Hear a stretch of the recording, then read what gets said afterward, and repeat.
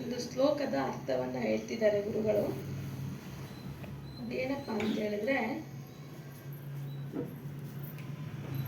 ಅಹಂಕಾರ ಸ್ವಭಾವದಿಂದ ಕೂಡಿ ಅನಾದಿ ಕಾಲದಿಂದ ಸರ್ವ ಜೀವಿಗಳು ಅನೇಕ ತರಹದ ವ್ಯವಹಾರ ಮಾಡುತ್ತಾ ಬಂದಿದ್ದಾರೆ. ಅಹಂಕಾರ ಸ್ವಭಾವದಿಂದಲೇ ಕೂಡಿ ಅನಾದಿ ಕಾಲದಿಂದಲೂ ಸರ್ವ ಜೀವಿಗಳು ಅನೇಕ ತರಹದ ವ್ಯವಹಾರ ಮಾಡುತ್ತಾ ಬಂದಿದ್ದಾರೆ. ಶಂಕರಾಚಾರ್ಯರು ಹೇಳ್ತಾರೆ, ಮಾಯೆ ಮತ್ತೆ ಮಾಯದ ಕಾರ್ಯಗಳೆರಡೂ ಪ್ರವಾಹ ರೂಪ.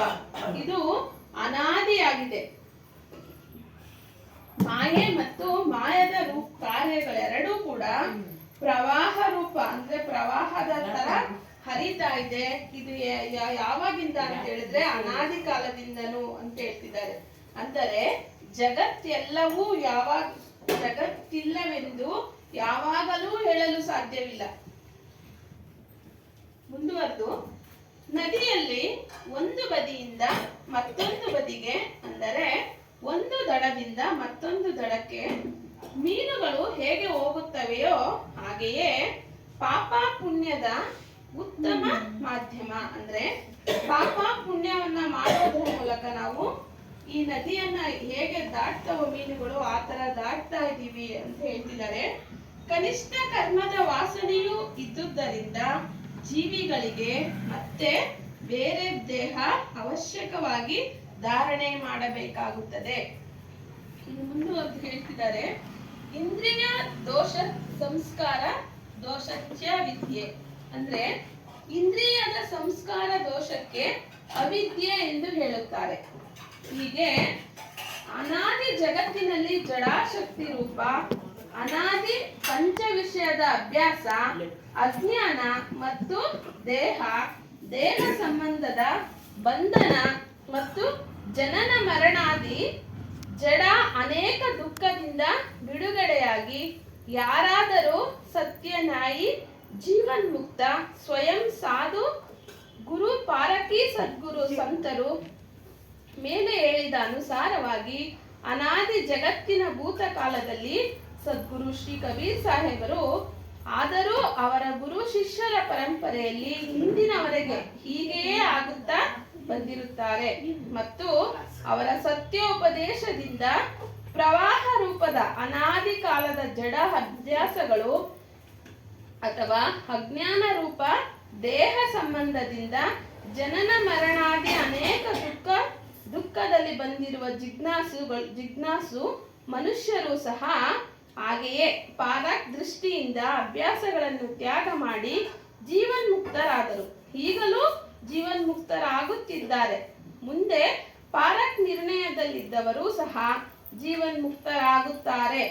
ಯಾವ ಪಕ್ಷ ವಹಿಸದೆ ಸತ್ಯ ನ್ಯಾಯದಿಂದ ಪರೀಕ್ಷೆ ಮಾಡಿ ತಿಳಿದುಕೊಳ್ಳಬೇಕು. ಜೀವನ್ಮುಕ್ತರಾಗುವ ವಿಧಾನ: 5 ತತ್ವ ಮತ್ತೆ ಅನೇಕ ಜಡ ಪದಾರ್ಥಗಳನ್ನು ನೋಡುವವನು ತಿಳಿಯುವವನು ಚೈತನ್ಯ ಜೀವನು ಬೇರೆಯೇ ಆಗಿದ್ದಾನೆ. ಇದು ಪ್ರತ್ಯಕ್ಷ ಅನುಭವವೇ ಆಗಿದೆ. ಅಜ್ಞಾನದ ಆಕಾರ ಸಹಿತವಾದ ಯಾವುದೊಂದು ಸ್ವರೂಪವಿಲ್ಲ. ಆದರೆ ಇಂದ್ರಿಯ ವಿಷಯ ಸಂಸ್ಕಾರ ದೋಷದಿಂದ ಉನ್ನತವಾದದ್ದು ಅಥವಾ ಮನುಷ್ಯ ಜೀವಿಗಳ ಜಡಾಸಕ್ತಿಯೇ ಆಗಿದೆ. ಆದ್ದರಿಂದಲೇ ಜೀವಿಗಳ ದೇಹ ಸಂಬಂಧದಿಂದ ಜಡಾಸಕ್ತಿ ಅಧ್ಯಾಸ ದೃಢವಾಗಿ ಜಡವನ್ನೇ ಒಪ್ಪಿಕೊಳ್ಳುವುದು, ಅದೇ ಅಜ್ಞಾನವೆನಿಸುತ್ತದೆ. ಮತ್ತೆ ಬೇರೆ ಬೇರೆ 5 ಜಡತತ್ವ ಮತ್ತು ದೇಹಧಾರಿ ಅನಂತ ಚೈತನ್ಯ ಜೀವಿಗಳು ಸ್ವರೂಪದಿಂದ ಅನಾದಿಯಾಗಿದ್ದಾರೆ. ಮತ್ತೆ ಎಲ್ಲ ಏಕದೇಶಿ ಅನೇಕವಾಗಿದೆ.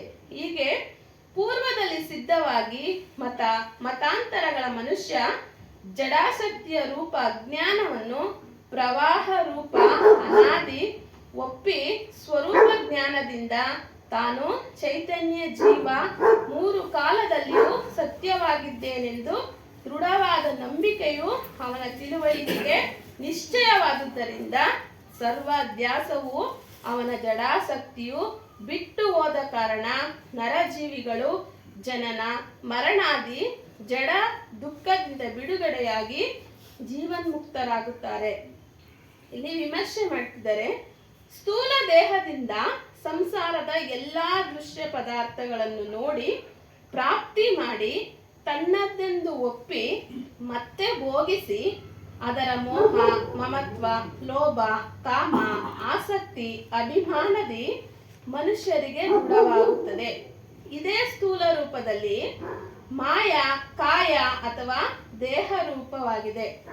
ಮತ್ತು 5 ವಿಷಯಾದಿ ಅನೇಕ ಪದಾರ್ಥಗಳನ್ನು ಯಥೇಚ್ಛವಾಗಿ ಅಂದರೆ ಬೇಕಾದಷ್ಟು ಭೋಗ ವಿಲಾಸ ಕ್ರೀಡೆ ಬಹಳ ವಿಧದಿಂದ ಮಾಡಿ ಅವೆಲ್ಲ ದೇಹಾದಿ ವಿಷಯ ಸುಖದ ಒಪ್ಪಿಕೊಂಡಿರುವ ಎಲ್ಲ ಆನಂದಗಳು ಸೂಕ್ಷ್ಮ ಅಹಂಕಾರ, ಜಡ ಅಧ್ಯಾಸ, ಆಸಕ್ತಿ, ಎಲ್ಲ ಸುಖ ಅಧ್ಯಾಸ, ಒಪ್ಪಿಗೆಗಳು, ಇಚ್ಛೆ, ಸಂಕಲ್ಪ, ನೆನಪು, ಚಿತ್ತ, ಚತುಷ್ಟಯಗಳ ವ್ಯವಹಾರ, ವಾಸನಾದಿ ಅಲೆಗಳೆಲ್ಲ ಮುಖ್ಯ.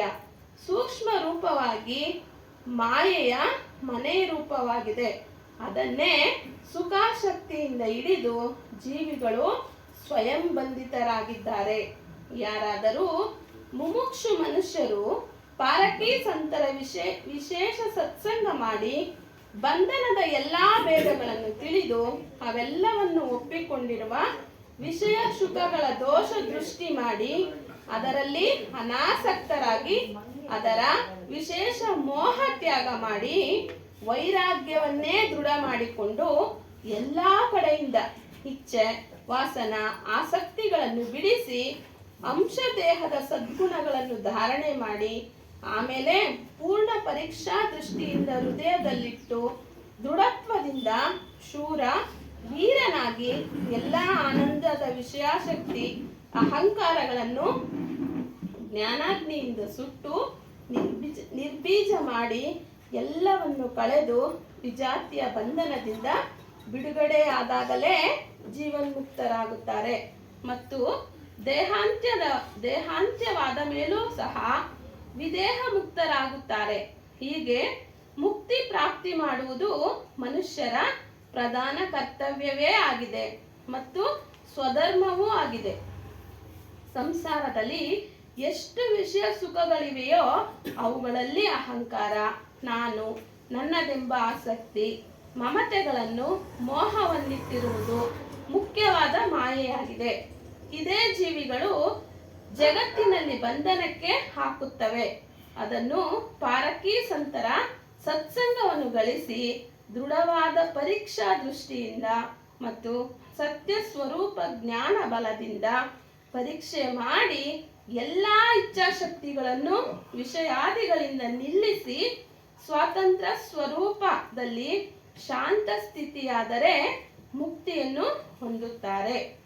ಈ ಚಿಂತನೆಯನ್ನು ಇಲ್ಲಿಗೆ ಮುಗಿಸ್ತಾ ಇದ್ದೀನಿ. ಸದ್ಗುರು ದೇವಾಯ.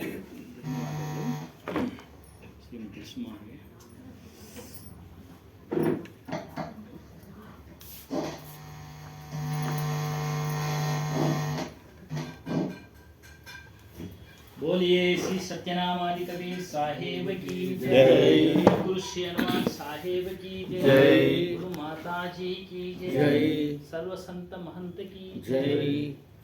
ಪೂಜ್ಯರು ಪ್ರಾತಸ್ಮರಣೀಯ ಸದ್ಗುರುಗಳಾದಂಥ ಸದ್ಗುರು ಶ್ರೀ ಹನುಮಾನ್ ಸಾಹೇಬರ ದಿವ್ಯ ಚರಣಗಳಿಗೆ ವಂದಿಸುತ್ತಾ, ಗುರು ಮಾತಾಜಿಯವರ ದಿವ್ಯ ಚರಣಗಳಿಗೆ ವಂದಿಸುತ್ತಾ, ನೆರೆದಿರುವ ಎಲ್ಲ ಭಕ್ತಿ ಮಾತೆಯರಿಗೆ ಮಹನೀಯರು ವಂದಿಸುತ್ತಾ ಸತ್ಸಂಗ ಕಾರ್ಯಕ್ರಮ ಪ್ರಾರಂಭ. ಕಬೀರ್ ಸಾಹೇಬರು ಒಂದು ವಚನದಲ್ಲಿ ಹೇಳ್ತಾರೆ, ನಿಜ ಸುಖ ಆತ್ಮ ರಾಮ ಹೈ, ದೂಜಾ ದುಃಖ ಅಪಾರ, ಮನಸ ವಾಚ ಕರ್ಮಣ ಕಬೀರ ಸುಮಿರಣ ಸಾ.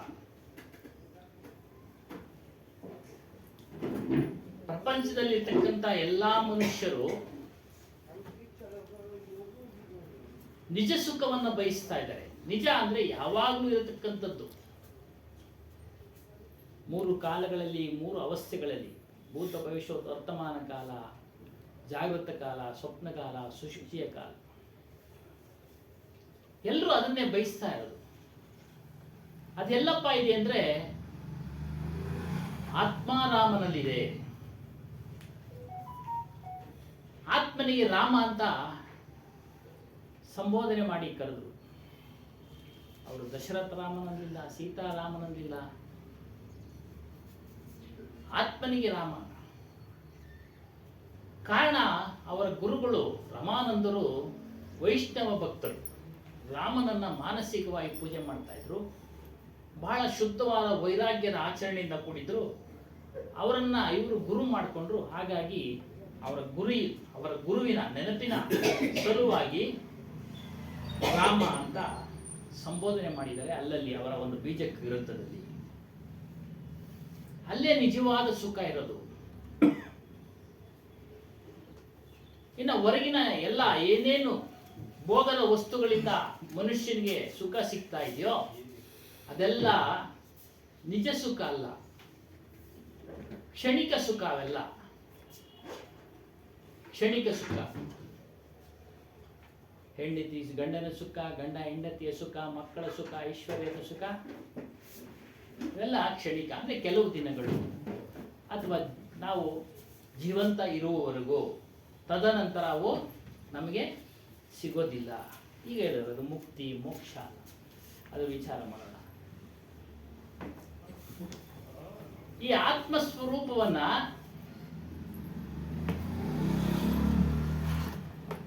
ಮನುಷ್ಯ ಸ್ವತಃ ಮರೀತಾ ಇದ್ದಾನೆ. ಬೇರೆ ಯಾರು ಅವನಿಗೆ ಮರ್ಸಕ್ಕೆ ಕಾರಣಕರ್ತರಾಗಿಲ್ಲ.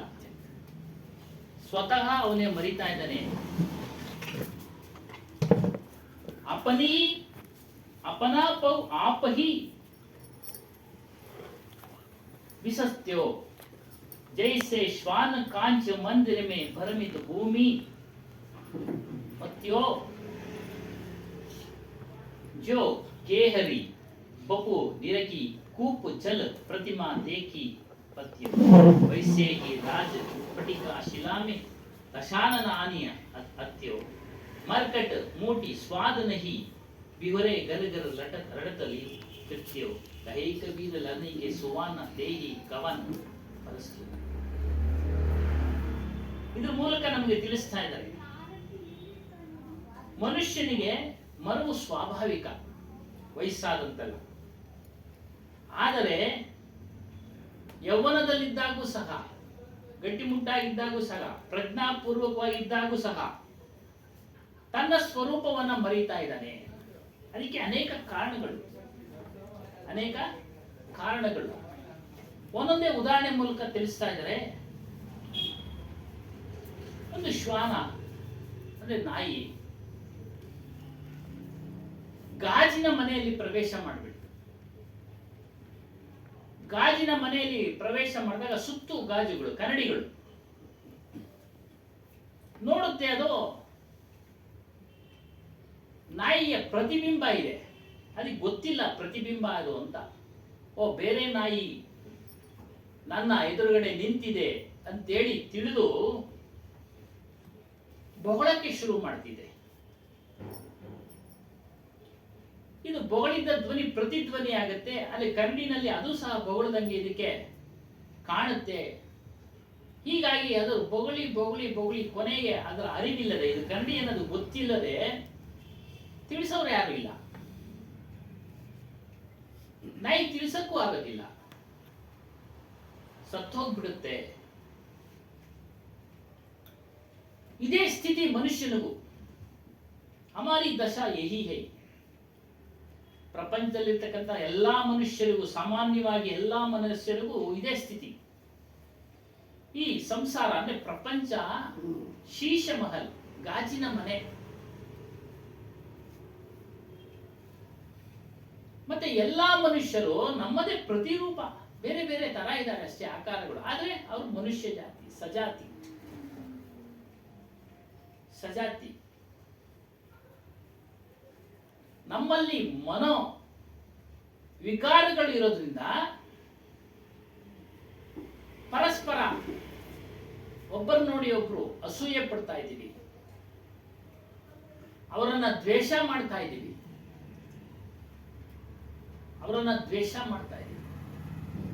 ಯಾಕೆ? ಮನಸ್ಸಿನಲ್ಲಿ ಮಲಿನತೆ ತುಂಬಿದೆ. ಅಸೂಯೆ, ದ್ವೇಷ. ಮನಸ್ಸನ್ನ ಅಶುದ್ಧ ಮಾಡ್ಕೊಂಡಿದ್ದೀವಿ ನಾವು. ಶುದ್ಧ ಮಾಡ್ಕೊಂಡಿಲ್ಲ ಮನಸ್ಸು. ಶುದ್ಧ ಮಾಡ್ಕೊಳ್ಳಕ್ಕೆ ಬರ್ತಾ ಇಲ್ಲ ನಾವು ಎಲ್ಲೂ ಸಹ.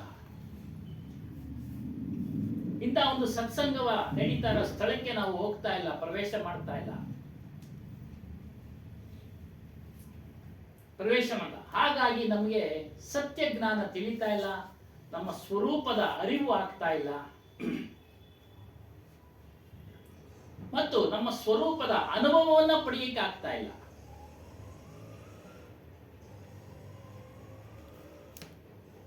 ಮೊಟ್ಟ ಮೊದಲಿಗೆ ನಮ್ಮ ಹಾಗೆ ಅವರು ಮನುಷ್ಯನು ಅನ್ನೋದು ನಮಗೆ ತಿಳುವಳಿಕೆ ಬರ್ತಾ ಇಲ್ಲ, ಅರಿವಾಗ್ತಾ ಇಲ್ಲ. ಅದನ್ನ ತಿಳಿಸೋರು ಸಾಕಷ್ಟು ಜನ ಇಲ್ಲ. ಎಲ್ಲೋ ಕೆಲವು ಕಡೆ ತಿಳಿಸ್ತಾ ಇದ್ದಾರೆ. ಅಂತವರು ಮನೋವಿಕಾರಗಳನ್ನ ದೂರ ಮಾಡಿಕೊಂಡು ನನ್ನ ಹಾಗೆ ಆತನು ಮನುಷ್ಯ, ನನ್ನ ಹಾಗೆ ಆತನು ಆತ್ಮಸ್ವರೂಪಿ ಅಂತ ತಿಳಿದು ಆತನ ಜೊತೆ ಪ್ರೇಮದಿಂದ ವ್ಯವಹಾರ ಮಾಡ್ತಾನೆ, ಪ್ರೇಮದಿಂದ ವ್ಯವಹಾರ ಮಾಡ್ತಾನೆ. ಈ ದ್ವೇಷ ಮನುಷ್ಯನಲ್ಲಿ ಉಂಟಾಗ್ಬಿಟ್ರೆ ಆಜೀವ ಪರ್ಯಂತ ಇರುತ್ತೆ. ಆ ದ್ವೇಷವನ್ನ ಮನುಷ್ಯ ಸ್ವತಃ ತಾನೇ ಸತ್ಸಂಗದ ಮೂಲಕ ದೂರ ಮಾಡಬೇಕು, ಅದು ಕಳೆದುಕೊಳ್ಬೇಕು. ಅದು ಬೇರೆಯವರು ಅದನ್ನ ತೊಳೆಯಕ್ಕಾಗೋದಿಲ್ಲ, ಕಳೆಯಕ್ಕಾಗೋದಿಲ್ಲ. ಯಾವಾಗ ದ್ವೇಷವನ್ನ ಕಳಿತನೋ ಎಲ್ಲರಲ್ಲೂ ಪ್ರೇಮದ ಭಾವ ಉತ್ಪತ್ತಿ ಆಗುತ್ತೆ. ನನ್ನ ಹಾಗೆ ಅವರು ಮನುಷ್ಯರು ಅಂತ ತಿಳಿದು ಅವ್ರ ಜೊತೆ ಪ್ರೇಮದಿಂದ ವ್ಯವಹಾರ ಮಾಡ್ತಾನೆ, ಪ್ರೇಮದಿಂದ ವ್ಯವಹಾರ ಮಾಡ್ತಾನೆ. ಆ ನಾಯಿಗೆ ಗೊತ್ತಿಲ್ಲ ನನ್ನ ಆದ ಪ್ರತಿಬಿಂಬ ಅಂತ. ಗೊತ್ತಾದ್ರೆ ಅದು ಬೊಗಳೋದಿಲ್ಲ. ಹೀಗೆ ಇದಕ್ಕೆ ಪೂರಕವಾಗಿ ಒಂದು ಕತೆ. ಒಂದು ದೇವಾಲಯದಲ್ಲಿ ಅಲಂಕಾರ, ವಿಶೇಷವಾದ ಅಲಂಕಾರ ಮಾಡಿ ಇಟ್ಟಿರ್ತಾರೆ. ಕನ್ನಡಿನೂ ಸಹ ಅಲ್ಲಿ ಇಟ್ಟಿರ್ತಾರೆ. ಆ ದೇವಾಲಯಕ್ಕೆ ಆಕಸ್ಮಿಕವಾಗಿ ಒಂದು ಗರ್ಭಗುಡಿಗೆ ನಾಯಿ ಪ್ರವೇಶ ಮಾಡುತ್ತೆ. ನಾಯಿ ಪ್ರವೇಶ ಮಾಡಿಬಿಡುತ್ತೆ. ಗೊತ್ತಿಲ್ಲದೆ ಅರ್ಚಕನು ಬೀಗ ಹಾಕೊಂಡು ಹೋಗ್ಬಿಡ್ತಾನೆ. ಇದೇ ರೀತಿ ಕನ್ನಡಿನ ನೋಡಿದ ನಾಯಿ ದೇವಾಲಯದೊಳಗೆ ಬೋಗ್ಲಿ ಸತ್ತೋಗ್ಬಿಟ್ಟಿರುತ್ತೆ. ಬೆಳಿಗ್ಗೆ ಎತ್ತೋಕೆ ಬಂದು ನೋಡ್ತಾನೆ, ಸತ್ತೋಗ್ಬಿಟ್ಟಿರುತ್ತೆ. ಅದನ್ನ ಹೇಳಿದಾಗ ಕೆಲವರು ಮೂಢನಂಬಿಕೆ ಇರೋರು ದೇವಸ್ಥಾನದಲ್ಲಿ ಏನೋ ಪಿಶಾಚಿನ ಸೇರ್ಕೊಂಡ್ಬಿಟ್ಟಿದೆ ಅಂತೇಳಿ ಪ್ರಚಾರ ಮಾಡಿಬಿಡ್ತಾರೆ. ಮತ್ತೆ ಇನ್ನೊಂದು ತಾಯಿನ ತೆಗೆದುಕೊಂಡು ಪರೀಕ್ಷೆ ಮಾಡಕ್ ಬಿಡ್ತಾರೆ. ಅದು ಕೂಡ ಹಾಗೆ ಆಗುತ್ತೆ. ಅದಕ್ಕಿನ್ನ ಅವ್ರಿಗೆ ಗಟ್ಟಿ ಆಯ್ತು ಆ ನಂಬಿಕೆ, ಮೂಢನಂಬಿಕೆ. ರಾಜನವ್ರಿಗೂ ಹೋಗ್ಬಿಡ್ತಿದ್ರು. ಆತನೂ ಪರೀಕ್ಷೆ ಮಾಡ್ದ. ಅದೇ ಸಮಯಕ್ಕೆ ಒಬ್ಬ ಮಹಾತ್ಮರು ಅವರು ಸಹ ಒಂದು ನಾಯಿನ ಸಾಕಿದ್ರು. ಬಂದ್ರು, ವಿಚಾರ ಕೇಳಿದ್ರು. ಅವರೆಲ್ಲ ಪರಿಶೀಲನೆ ಮಾಡಿದ್ರು ಗರ್ಭಗುಡಿನ. ಅವ್ರಿಗೆ ಅರಿವಾಯ್ತು. ಇವ್ರಿಗೆ ಒಂದು ನಿರ್ಣಯದ ಮೂಲಕ, ಸಿದ್ಧಾಂತದ ಮೂಲಕ ಇವ್ರಿಗೆ ತಿಳಿಸ್ಬೇಕು, ನಾನು ಒಂದು ಅನುಭವದ ಮೂಲಕ, ಪ್ರತ್ಯಕ್ಷ ಅಂತೇಳಿ. ನಾನೊಂದು ನಾಯಿ ಸಾಕಿದ್ದೀನಪ್ಪ, ಏನು ಇಲ್ಲ ಅದು ಅಂತ ಹೇಳ್ತಾರೆ. ಕೇಳೋದಿಲ್ಲ ಅವರೆಲ್ಲ. ಪಿಶಾಚಿ ಪೀಡೆ ಏನು ಇಲ್ಲಪ್ಪ ಇಲ್ಲಿ ಅಂತ ಕೇಳೋದಿಲ್ಲ. ಹಾಗಾದ್ರೆ ನಾನು ನಾಯಿ ಸಾಕಿದ್ದೀನಿ, ನಾನು ಒಳಗಡೆ ಬಿಡ್ತೀನಿ, ಬೆಳಿಗ್ಗೆ ಅದು ಜೀವಂತವಾಗಿ ಬರುತ್ತೆ. ಇಲ್ಲ ಸ್ವಾಮಿ, ನಿಮ್ಮ ನಾಯಿನೂ ಸತ್ತೋಗ್ಬಿಡುತ್ತೆ. ಇಲ್ಲ ಆಯ್ತು ಅಂತೆಲ್ಲ ಒಳಗಡೆ ಬಿಡ್ತಾರೆ. ಬೆಳಿಗ್ಗೆ ಓಪನ್ ಮಾಡಿದಾಗ ಅದು ಜೀವಂತವಾಗಿ ಇರುತ್ತೆ. ಆಗ ವಿಚಾರ ಮಾಡ್ತಾರೆ ಸಾಧುಗಳ ಹತ್ರ, ಏನು ಕಾರಣ? ನಾನು ಪ್ರತಿದಿನ ತಿಲಕ ಇಟ್ಕೊಳ್ಳುವಾಗ ಅದಕ್ಕೂ ಕನ್ನಡಿ ತೋರಿಸಿ ತಿಲಕ ಇಡ್ತಾ ಇದ್ದೆ. ಕನ್ನಡಿಯನ್ನ ತೋರಿಸಿ ತಿಲಕ ಇಡ್ತಾ ಇದ್ದೆ. ಪ್ರಾರಂಭದಲ್ಲಿ ಅದು ಸಹ ಉಗುಳ್ತಾ ಇತ್ತು. ಕ್ರಮೇಣ ಅದಕ್ಕೆ ಅಭ್ಯಾಸ ಆಗ್ಬಿಡ್ತು. ನನ್ನದೇ ಇದು ಪ್ರತಿಬಿಂಬ, ನನ್ನದೇ ಪ್ರತಿಬಿಂಬ ಇದು ಅಂತ ಅಭ್ಯಾಸ ಆಗ್ಬಿಡ್ತು. ನಾನೇ ಅದು, ಬೇರೆ ನಾಯಿ ಏನಿಲ್ಲ ಅಂತ ಆ ವಿಚಾರವನ್ನ ತಿಳಿಸ್ತಾರೆ. ಅದೇ ರೀತಿಯಾಗಿ ನಮ್ಮದೇ ಪ್ರತಿಬಿಂಬ ಅಲ್ಲ ಮನುಷ್ಯರು. ನಮ್ಮಾಗೆ ಅವರಲ್ಲಿ ಪ್ರೇಮದಿಂದ ವ್ಯವಹಾರ ಮಾಡಿ, ದಯೆಯಿಂದ ವರ್ತಿಸಿ. ದಯೆಯಿಂದ ವರ್ತಿಸಿ. ದಯೆ ಅಂದ್ರೆ ಏನು? ದಾನ ಮಾಡೋದು, ಧರ್ಮ ಮಾಡೋದು ಅಂತ. ಅದಕ್ಕೆ ಇನ್ನೊಂದು ಪೂರಕವಾಗಿ ಹೇಳ್ತಾರೆ ಕಬೀರ್ ಸಾಹೇಬರು, ದಯಾ ದಯಾ ಸಬ್ ಕೊಯ್ ಕಹೆ, ದಯಾ ಕ ಮರ್ಮ ನ ಜಾನಾ ಕೊಯ್, ಜಾತ ಜೀವ ಜಹಾ ಕಹಾನ್ ಸೆ ಆಯ್, ದಯಾ ಕಬ್ ಸೆ ಹೋ ಎಂದ. ದಯೆ ದಯೆ ಅಂತ ಎಲ್ಲರೂ ಕೂಗ್ತಾ ಇದ್ದಾರಪ್ಪ. ದಯೆಯ ಮರ್ಮ ಯಾರೂ ಅರಿತಿಲ್ಲ. ದಯೆ ಅಂದ್ರೇನು? ಹಣ ಇಲ್ದವನಿಗೆ ಹಣ ಕೊಟ್ರೆ ದಯೆ, ಬಟ್ಟೆ ಇಲ್ದವನಿಗೆ ಬಟ್ಟೆ ಕೊಟ್ರೆ ದಯೆ, ಊಟ ಇಲ್ದವನಿಗೆ ಊಟ ಕೊಟ್ರೆ ದಯೆ. ಇದು ಇರಲಿ, ಮಾಡಿ. ಆದ್ರೆ ಎಷ್ಟು ಹೊತ್ತು ಇರುತ್ತೆ ನೀವು ಕೊಟ್ಟಂತ ಊಟ? ಒಂದೊತ್ತು ಕೊಟ್ಟಂತ ಊಟ ಎಷ್ಟು ಹೊತ್ತು ಇರುತ್ತೆ? 4 ಅವರು 3 ಅವರು. ಹಣ ಎಷ್ಟು ದಿನ ಇರುತ್ತೆ? ಕೆಲವು ದಿನಗಳು. ಬಟ್ಟೆ ಎಷ್ಟು ದಿನ ಇರುತ್ತೆ? ಕೆಲವು ದಿನಗಳು. ನೋಡಿ, ಈ ದಯೆ ಎಲ್ಲ ಕೆಟ್ಟೋಗುತ್ತೆ. ಅವ್ರು ಮಾಡಬಾರ್ದು ಅಂತೇನಿಲ್ಲ, ಮಾಡಬಹುದು. ಅದೇ ವಿಚಾರ, ಪೂರ್ಣವಾದ ವಿಚಾರ ತಿಳಿಸ್ತಾ ಇದೆ. ದಯಾ ದಯಾ ಸಬ್ ಕೊಯ್ ಕಹೆ, ಎಲ್ಲರೂ ಕೂಗ್ತಾ ಇದ್ದಾರೆ ದಯೆ ದಯೆ. ದಯಾ ಕ ಮರ್ಮನ ಜಾನ ಕೊಯ್, ಜಾತ ಜೀವ ಜಾನೇ ನೈ, ದಯಾ ಕಹಾನ್ ಸೆ ಹೋಯ್. ನನ್ನ ಹಾಗೆ ಸಜಾತಿಗಳು ಅಂದ್ರೆ ನನ್ನ ಹಾಗೆ ಆತ್ಮಸ್ವರೂಪಿಗಳು ಅಂತ ತಿಳಿದು ಅವರ ಜೊತೆ ಪ್ರೇಮದಿಂದ ವ್ಯವಹಾರ ಮಾಡಿ. ದ್ವೇಷ ಮಾಡಬೇಡಿ, ದ್ವೇಷ ಮಾಡಬೇಡಿ, ದ್ವೇಷ ಮಾಡಬೇಡಿ. ಅದಕ್ಕೆ ನಾವು ದಯೆ, ಈ ರೀತಿ ಪ್ರೇಮ ಉತ್ಪತ್ತಿ ಆಗುತ್ತೆ. ಇನ್ನು 2ನೇ ಉದಾಹರಣೆ ಕೊಡ್ತಾ ಇದ್ದಾರೆ. ಇದೇ ರೀತಿಯಾಗಿ ನಮಗೆ ತಿಳಿಸ್ಕೊಡೋರು ಯಾರು ಅಂದ್ರೆ, ಈ ವಿಚಾರವನ್ನ ಗುರುಗಳು, ಸಂತರು, ಸಾಧುಗಳು. ಯಾರು? ಎಲ್ಲರೂ ಚೈತನ್ಯ ಸ್ವರೂಪಿಗಳು, ಎಲ್ಲರೂ ನನ್ನ ಹಾಗೆ ಚೈತನ್ಯ ಸ್ವರೂಪಿಗಳು, ಆತ್ಮ ಶಕ್ತಿವಂತ ಉಳ್ಳವರು ಅಂತೇಳಿ 2ನೇ ಉದಾಹರಣೆಯಲ್ಲಿ ತಿಳಿಸ್ತಾ ಇದ್ದಾರೆ. ಒಂದು ಸಿಂಹ, ಇದು ಕತೆ ಕೇಳಿದ್ದೀವಿ, ಸಣ್ಣೂರಿಗೆ ನಾವು ಕತೆ ಕೇಳಿ. ಅದು ರಾಜ. ಅದೇನ್ ಮಾಡುತ್ತೆ? ತನ್ನ ಆಹಾರವನ್ನ ಬೇಟೆಯಾಡಿ ಹೊಟ್ಟೆ ತುಂಬಿಸಿಕೊಳ್ಳುವುದು ಅಲ್ಲದೆ ಮೋಜಿಗೋಸ್ಕರ, ತಮಾಷೆಗೋಸ್ಕರ ಪ್ರಾಣಿಗಳ ಹತ್ಯೆ ಮಾಡೋದು ವಿಧ್ವಂಸ ಕೃತ್ಯ ಅಂತ ಅದಕ್ಕೆ ಹೆಸರು ಮಾಡ್ತಾ ಇರುತ್ತೆ. ಅದಕ್ಕೆ ಎಲ್ಲಾ ಪ್ರಾಣಿಗಳು ಸಭೆ ಸೇರಿ ಈ ರೀತಿ ಎಲ್ಲ ಮಾಡಬೇಡ, ನಿನಗೆ ಆಹಾರ ತಾನೇ ಬೇಕು, ಪ್ರತಿನಿತ್ಯ ನಾವು ಒಬ್ಬರಂತೆ ಒಬ್ರು ಸರದಿ ಮೇಲೆ ನಾನು ಬರ್ತೀವಿ ನಾವು ನಿನ್ನ ಗುಹೆ ಹತ್ರ ಅಂತೇಳಿ ಒಪ್ಪಂದ ಮಾಡ್ಕೊಳ್ತವೆ. ಅದೇ ರೀತಿ ಕೆಲವು ದಿನಗಳು ಕಳೀತವೆ. ಒಂದು ದಿನ ಮೊಲದ ಸರದಿ ಬಂದ್ಬಿಡ್ತು. ಮೊಲದ ಸರದಿ ಬಂದಾಗ ಆ ಮೊಲ ಹೇಳುತ್ತೆ, ನೋಡಿ, ನಾನು ಆ ಸಿಂಹನ ಒಡೆದಾಕ್ಬಿಟ್ಟು ಬರ್ತೀನಿ ವಾಪಸ್ಸು ಅಂತ. ಸಿಂಹನ ಒಡೆದಾಕ್ಬಿಟ್ಟು ವಾಪಸ್ ಬರ್ತೀನಿ ಅಂತ ಸಾಧ್ಯನಾ?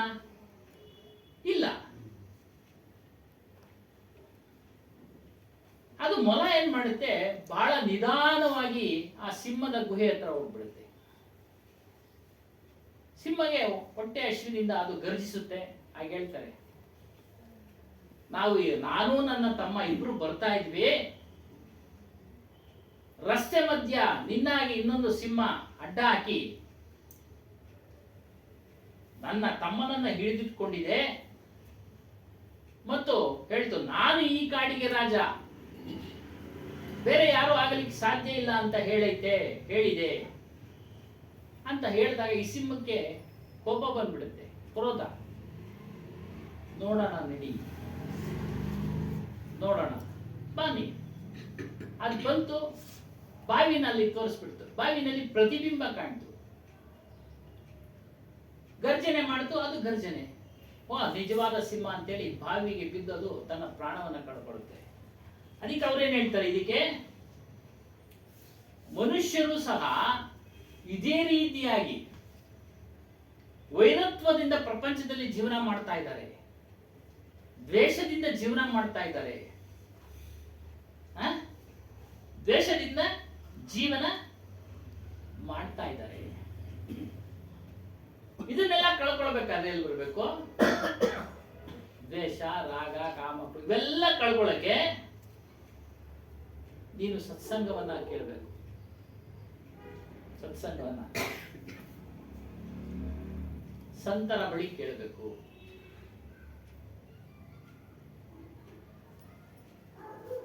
ಈ ರೀತಿಯಾಗಿ ಹಲವಾರು ಉದಾಹರಣೆಗಳನ್ನ ಕೊಡ್ತಾ ಕೊಡ್ತಾ ಮನುಷ್ಯನಲ್ಲಿರ್ತಕ್ಕಂಥ ಕಾಮ, ಕ್ರೋಧ, ಲೋಭ, ಮೋಹ, ಮದ, ಮತ್ಸರ ಇವುಗಳ ಬಗ್ಗೆ ನಮಗೆ ತಿಳಿಸ್ತಾ ಇದ್ದಾರೆ.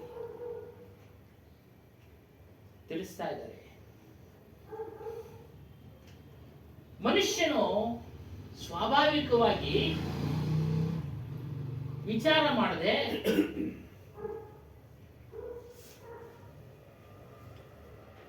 ಜನಪ್ರಿಯತೆ ಗಳಿಸೋಗೋಸ್ಕರ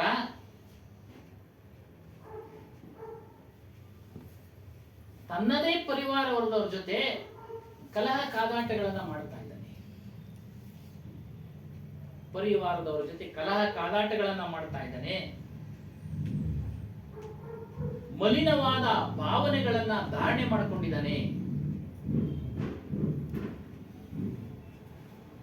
ಅವುಗಳು, ಆ ಮಲಿನವಾದ ಭಾವನೆಗಳು ಬೇರೆ ಯಾರನ್ನೂ ಕಾಡಿಸೋದಿಲ್ಲ.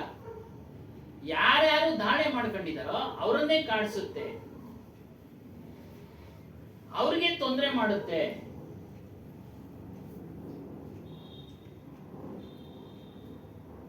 ಕ್ರೋಧ, ವೈರ, ವಿಷಯ ಮತ್ತೆ ಆಸೆ, ವಿಷಯಗಳ ಮೇಲೆ ಆಸೆ,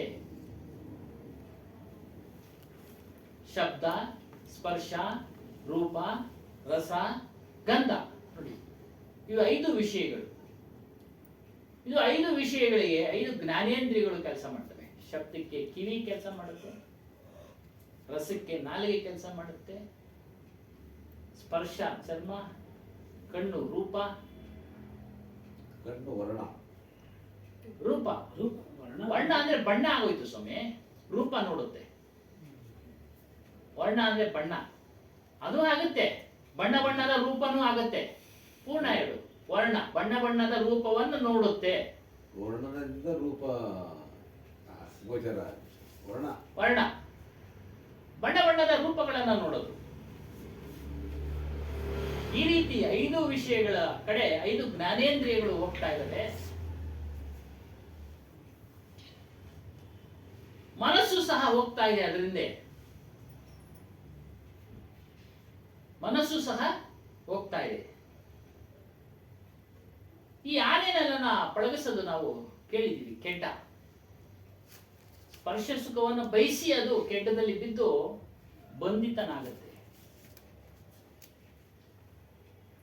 ಹೀಗೆ ಒಂದೊಂದಕ್ಕೆ ಒಂದೊಂದು ವಿಷಯಗಳಿಗೆ ಆಸೆ ಪಟ್ಟು ಮನುಷ್ಯ ಪತಿತ ಅಂದ್ರೆ ನಾಶ ಆಗ್ತಾ ಇದ್ದಾನೆ. ಅಂದ್ರೆ ತನ್ನ ಸ್ವರೂಪವನ್ನ ತಿಳಿದೆ ಇವುಗಳ ಹಿಂದೆನೇ ಹೋಗಿ ಜೀವನ ಪರ್ಯಂತ ನಾಶ ಆಗ್ತಾ ಇದ್ದಾನೆ. ಮುಕ್ತಿಯನ್ನ ಪಡಲಿಕ್ಕೆ ಹೋಗ್ತಾ ಇಲ್ಲ, ಮೋಕ್ಷವನ್ನ ಪಡಲಿಕ್ಕೆ ಹೋಗ್ತಾ ಇಲ್ಲ, ಮೋಕ್ಷವನ್ನ ಪಡಲಿಕ್ಕೆ ಹೋಗ್ತಾ ಇಲ್ಲ. ಅಲ್ಲಿ ಹೇಳಿದ್ರು ಮೋಕ್ಷದ ಶಬ್ದ ಬಂತು, ಮುಕ್ತಿ ಮೋಕ್ಷ ಎಲ್ಲ. ಮುಕ್ತಿ ಮೋಕ್ಷ ಅಂದ್ರೆ ಬೇರೆ ಲೋಕ ಲೋಕಾಂತರ ಪ್ರಾಪ್ತಿ ಅಲ್ಲ ಹೇಳ್ತಾನೆ. 17ನೇ ಶ್ಲೋಕದಲ್ಲಿ ಕರ್ಮ ಸನ್ಯಾಸ ಯೋಗ ಕೃಷ್ಣನು ತದ್ಬುದ್ಧಾಯ ಯಸ್ತಾತ್ಮಾನಂ ಸ್ತನಿಷ್ಠ ಸತ್ಪರಾಯಣ ಗಚ್ಚಂತೆ ಪುನರಾವೃತ್ತಿ ಜ್ಞಾನ ನಿರ್ಧೂತ ಕಲ್ಮಷಃ. ಯಾರು ಬ್ರಹ್ಮನಲ್ಲೇ ನೆಟ್ಟ ಬುದ್ಧಿಯುಳ್ಳ ಆಗಿರುತ್ತಾರೋ, ಬ್ರಹ್ಮನಲ್ಲೇ ಮನಸ್ಸಿಟ್ಟಿರುವವರೋ, ಬ್ರಹ್ಮನಿಷ್ಠನಾಗಿರುವರೋ, ಬ್ರಹ್ಮ ಅಂದ್ರೆ ಆತ್ಮ, ಮತ್ತು ಜ್ಞಾನದಿಂದ ಕಲ್ಮಶವನ್ನು ತೊಳೆದುಕೊಂಡಿರುವ ಅವರು ಮೋಕ್ಷವನ್ನು ಪಡೆಯುತ್ತಾರೆ. ಮೋಕ್ಷವೆಂದರೆ ಲೋಕಾಂತರ ಪ್ರಾಪ್ತಿಯಲ್ಲ, ಪುನರಾವೃತ್ತಿ ರಹಿತವಾದ ಶಾಶ್ವತವಾದ ಪದವಿಯೇ ಮೋಕ್ಷ. ಪುನರಾವೃತ್ತಿ ಎಂದರೇನು? ಪುನಃ ಹುಟ್ಟುವುದು. ಪುನರಾವೃತ್ತಿ ರಹಿತ ಅಂದ್ರೆ ಹುಟ್ಟದೇ ಇರೋದು.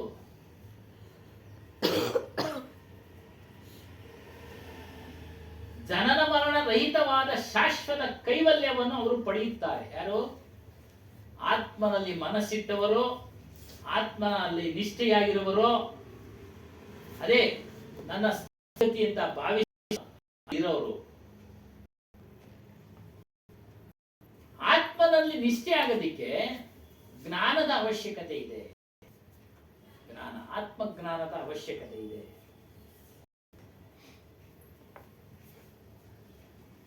ಆ ಜ್ಞಾನದಿಂದ ಏನೇನಾಗುತ್ತೆ ಅಂತಂದ್ರೆ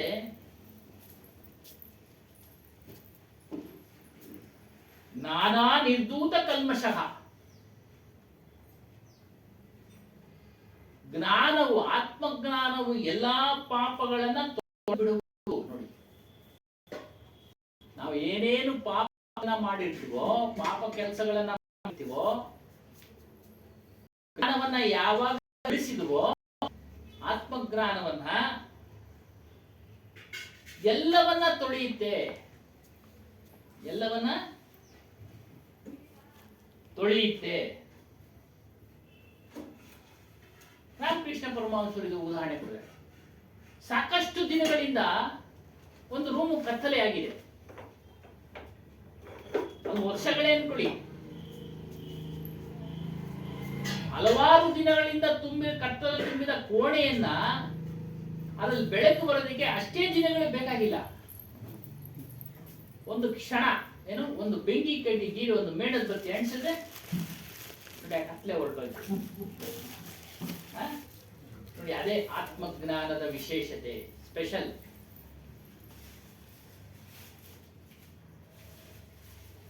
ಈ ಆತ್ಮ ಸಾಕ್ಷಾತ್ಕಾರ ನೀವು ಮಾಡ್ಕೊಳ್ಳಿ, ಅಂದ್ರೆ ಪಡ್ಕೊಳ್ಳಿ. ಸಾಕ್ಷಾತ್ಕಾರ ಅದು ಬೇರೆ ಇದೆ. ಹೊರಗಿನ ದೇವಿ ದೇವತಾದಿಗಳಲ್ಲಿ ನಮ್ಮ ಸ್ವರೂಪ ಸೇರಿರೋದಿಲ್ಲ, ನಮ್ಮ ಸ್ವರೂಪ ಅಲ್ಲಿ ಇರೋದಿಲ್ಲ, ನಮ್ಮ ಆತ್ಮ ಅಲ್ಲಿ ಇರೋದಿಲ್ಲ. ಅದು ನಮ್ಮಲ್ಲೇ ಇದೆ, ಅದು ನಮ್ಮಲ್ಲೇ ಇದೆ. ಬಹಳ ಸ್ಪಷ್ಟವಾದ ಉದಾಹರಣೆ ಒಂದು ವಿಡಿಯೋದಲ್ಲಿ ನೋಡ್ತಾ ಮನದಟ್ಟಾಗಿದ್ದು. ಈಗ ನೀವು ಹೇಳಿದ ವಿಚಾರ ಆತ್ಮದ ಇದಕ್ಕೆ ಸಂಬಂಧಪಟ್ಟ ಹಾಗೆ ಒಂದು ಮರ, ವೃಕ್ಷ, ಆ ವೃಕ್ಷದ ಮೇಲೆ ಒಂದು 20 ಕಾಗೆಗಳು ಬಂದು ಕೂತಿದ್ದಾವೆ. ಅಲ್ಲಿರೋ ಹಣ್ಣುಗಳನ್ನ ತಿನ್ನ ಅಂತ ಇದರಲ್ಲಿ ಸೇರ್ಬಿಟ್ಟಿದ್ದಾವೆ. ಆ 20 ಕಾಗೆಗಳನ್ನ ಓಡಿಸೋದಕ್ಕೆ ಒಬ್ಬ ಒಂದು ಕಲ್ಲು ತಗೊಂಡು ಹಾಕಿದಾಗ 20 ಕಾಗೆಗಳು ಅಟ್ ಎ ಟೈಮು ಹೋಗ್ಬಿಡ್ತವೆ. 20 ಕಾಗೆಗಳಿಗೆ 20 ಕಲ್ಲುಗಳು ಹಾಕ್ಬೇಕಾದ ಅವಶ್ಯಕತೆ ಇಲ್ಲ. ಆತ್ಮ ಸಾಕ್ಷಾತ್ಕಾರ, ಆತ್ಮಜ್ಞಾನ ಅಂತಕ್ಕಂಥದ್ದು ಒಂದು ಬಂದುಬಿಟ್ರೆ 20 ಕಾಗೆಗಳು ಹೋದಂಗೆ 20 ಅಪರ ನಮ್ಮ ಇದರಲ್ಲಿ ಏನು ನಾವು ಮಾಡ್ಕೊಂಡಿರ್ತೇವೆ ಕರ್ಮಗಳು ಅವು ಕಳೆದೋಗ್ತವೆ. ಒಂದೇ ಒಂದು ಕಲ್ಲು ಅಂತಕ್ಕಂಥದ್ದು ಬಹಳ ಬೆಸ್ಟ್ ಎಕ್ಸಾಂಪಲ್ ಅನ್ನು ಕೊಟ್ಟರು. ನಾವು ಹೇಗೆ ಅದನ್ನ ಪಡೆದುಕೊಳ್ಬೇಕು ಅಂದ್ರೆ ಆತ್ಮಜ್ಞಾನವನ್ನ ದೀರ್ಘವಾದ ಸಾಧನೆ, ಗುರುಕೃಪೆ, ನೈಷ್ಠಿಕ ಚಿಂತನೆಗಳು ಆ ತಲುಪಬಹುದು. ಚಿಂತನೆ ಅಂದ್ರೆ ಒಂದು ಉದಾಹರಣೆ ಕೊಡ್ತಾರೆ. ಭ್ರಮರ ಕೀಟ ನ್ಯಾಯ. ಭ್ರಮರ ಅಂದ್ರೆ ದುಂಬಿ, ಅದು ಎಲ್ಲ ಪ್ರಾಣಿಗಳಂತೆ ಸಂತಾನೋತ್ಪತ್ತಿ ಮಾಡೋದಿಲ್ಲ. ಒಂದು ಕೀಟವನ್ನ ತೆಗೆದುಕೊಂಡು ತನ್ನ ಒಂದು ಗೂಡಿನಲ್ಲಿ ಇಟ್ಕೊಂಡು ಅದಕ್ಕೆ ಶಬ್ದವನ್ನ ಕೊಡುತ್ತೆ. ಆ ಶಬ್ದವನ್ನ ತೆಗೆದುಕೊಂಡ ಆ ಕೀಟವು ಆ ಶಬ್ದವನ್ನೇ ಚಿಂತನೆ ಮಾಡ್ತಾ ಇರುತ್ತೆ. ಚಿಂತನೆ ಮಾಡ್ತಾ ಮಾಡ್ತಾ ಅದು ಭ್ರಮರ ಆಗ್ಬಿಡುತ್ತೆ, ದುಂಬಿ ಆಗ್ಬಿಡುತ್ತೆ. ಅದೇ ರೀತಿಯಾಗಿ ಮನುಷ್ಯನು ಆತ್ಮ ಸಾಕ್ಷಾತ್ಕಾರ ಆಗ್ಬೇಕಾದ್ರೆ ಮನಸ್ಸಿನ ಮೂಲಕ, ಬುದ್ಧಿಯ ಮೂಲಕ ಚಿಂತಿಸಿ ಚಿಂತಿಸಿ ಚಿಂತನೆ ಮಾಡ್ತಾ ಇರಿ.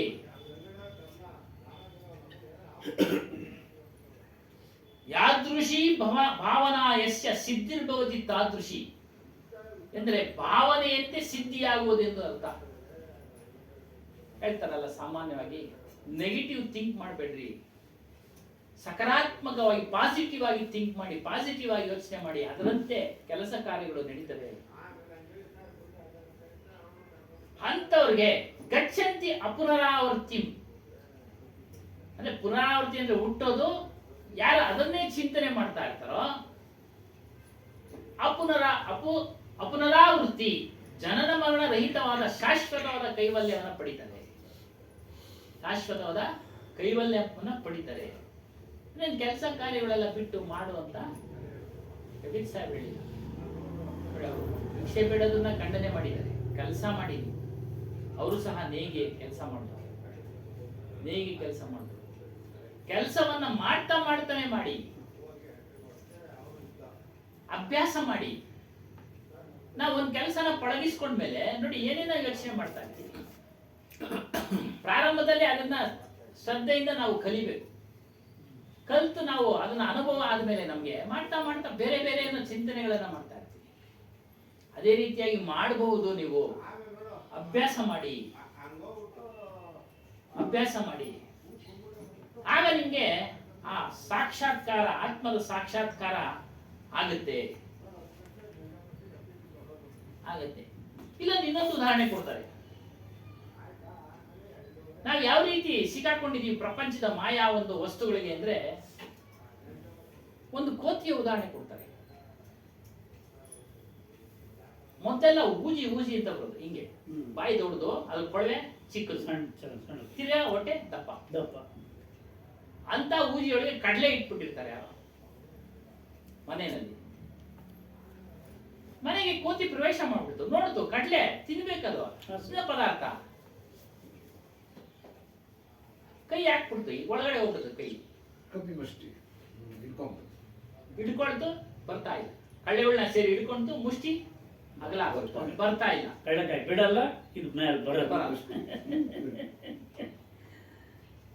ಬರಲ್ಲ. ಆ ಉದಾಹರಣೆ ಕೊಡ್ತಾ ಹೇಳ್ತಾರೆ, ಇದೇ ರೀತಿಯಾಗಿ ಮನುಷ್ಯರು ಪ್ರಪಂಚದಲ್ಲಿರ್ತಕ್ಕಂಥ ಎಲ್ಲಾ ಭೋಗ ವಸ್ತುಗಳನ್ನ ಮಜಬೂತಾಗಿ ಇಟ್ಕೊಂಡಿದ್ದಾರೆ.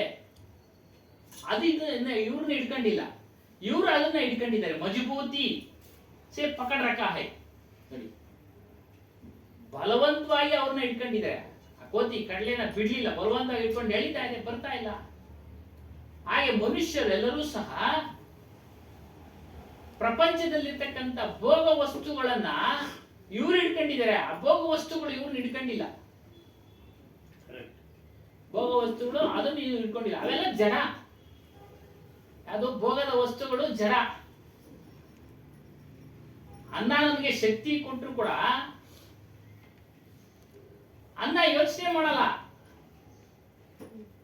ಅನ್ನ ಯೋಚನೆ ಮಾಡಲ್ಲ. ಯಾರು ಊಟ ಮಾಡಿದ್ರು ಅದು ತಟಸ್ಥವಾಗಿರ್ತಿದೆ, ತಟಸ್ಥವಾಗಿರುತ್ತೆ. ಯಾರನ್ನ ತಿನ್ಲಿ, ಪುಣ್ಯಾತ್ಮ ತಿನ್ಲಿ, ಜ್ಞಾನಿ ತಿನ್ಲಿ, ಪಾಪಿ ತಿನ್ಲಿ, ಅಜ್ಞಾನಿ ತಿನ್ಲಿ, ಅದನ್ನ ಕೆಲಸ ಏನು? ಹೊಟ್ಟೆ ತುಂಬಿಸೋದು.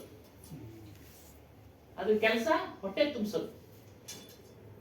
ಅದು ಇಟ್ಕೊಂಡಿಲ್ಲ. ಅದು ಉದಾಹರಣೆ. ಹಾಗಾಗಿ ಮನುಷ್ಯ ಇಟ್ಕೊಂಡಿದ್ದಾನೆ. ಮನುಷ್ಯನಿಗೆ ಬೇಕು ಅದು ಆಹಾರ ಬೇಕು. ನಾಲ್ಗೆ ರುಚಿಗೆ ಅಂತೇಳಿ ಏನೆಲ್ಲ ಮಾಡ್ತಾ ಇದ್ದಾನೆ. ದೇವಿ ದೇವತಾದಿಗಳ ಹೆಸರಿನಲ್ಲಿ ಪ್ರಾಣಿಗಳ ಬಲಿಯನ್ನ ಕೊಡ್ತಾ ಇದ್ದಾನೆ.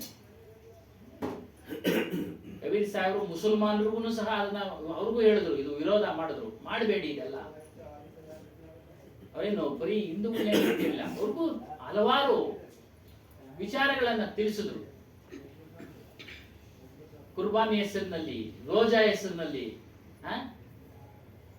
ಎಲ್ಲ ಮಾಡ್ತಾ ಇದ್ದೀರಾ, ಅದೆಲ್ಲ ಒಳ್ಳೇದಲ್ಲ, ಅದು ಪಾಪ ಕೆಲಸ, ಪಾಪದ ಕೆಲಸ ಬಂತು, ಪಾಪದ ಕೆಲಸ ಅಲ್ಲಿ ಅಂತ ಹೇಳುವಾಗ, ಯಾವಾಗ ಪಾಪ ಕಾರ್ಯಗಳು ಮನುಷ್ಯನ ಉಳ್ಕೊಳ್ತಾವೋ ಅದನ್ನ ಭೋಗಿಸೋದಕ್ಕೆ ಮನುಷ್ಯ ಮತ್ತೆ ಹುಟ್ಟಬೇಕು. ಏನಾಗಿ ಹುಟ್ಟತಾನೋ ಗೊತ್ತಿಲ್ಲ. ಪಾಪ ಕರ್ಮದಿಂದಾಗಿ ಕ್ರಿಮಿಕೀಟಾದಿ ಜನ್ಮಗಳಲ್ಲಿ ಜನ್ಮ ತಾಳ್ತಾನೆ ಅಂತ ಪುರಾಣಗಳು, ಶಾಸ್ತ್ರಗಳು, ಗ್ರಂಥಗಳು ಹೇಳ್ತಾ ಇದ್ದಾರೆ. ಹಾಗಾಗಿ ಭೋಗ ವಸ್ತುಗಳನ್ನ ಇವನು ಹಿಡ್ಕೊಂಡಿದ್ದಾನೆ, ಅವುಗಳೇನು ಹಿಡ್ಕೊಂಡಿಲ್ಲ. ಇವನು ಬಿಡಬೇಕು.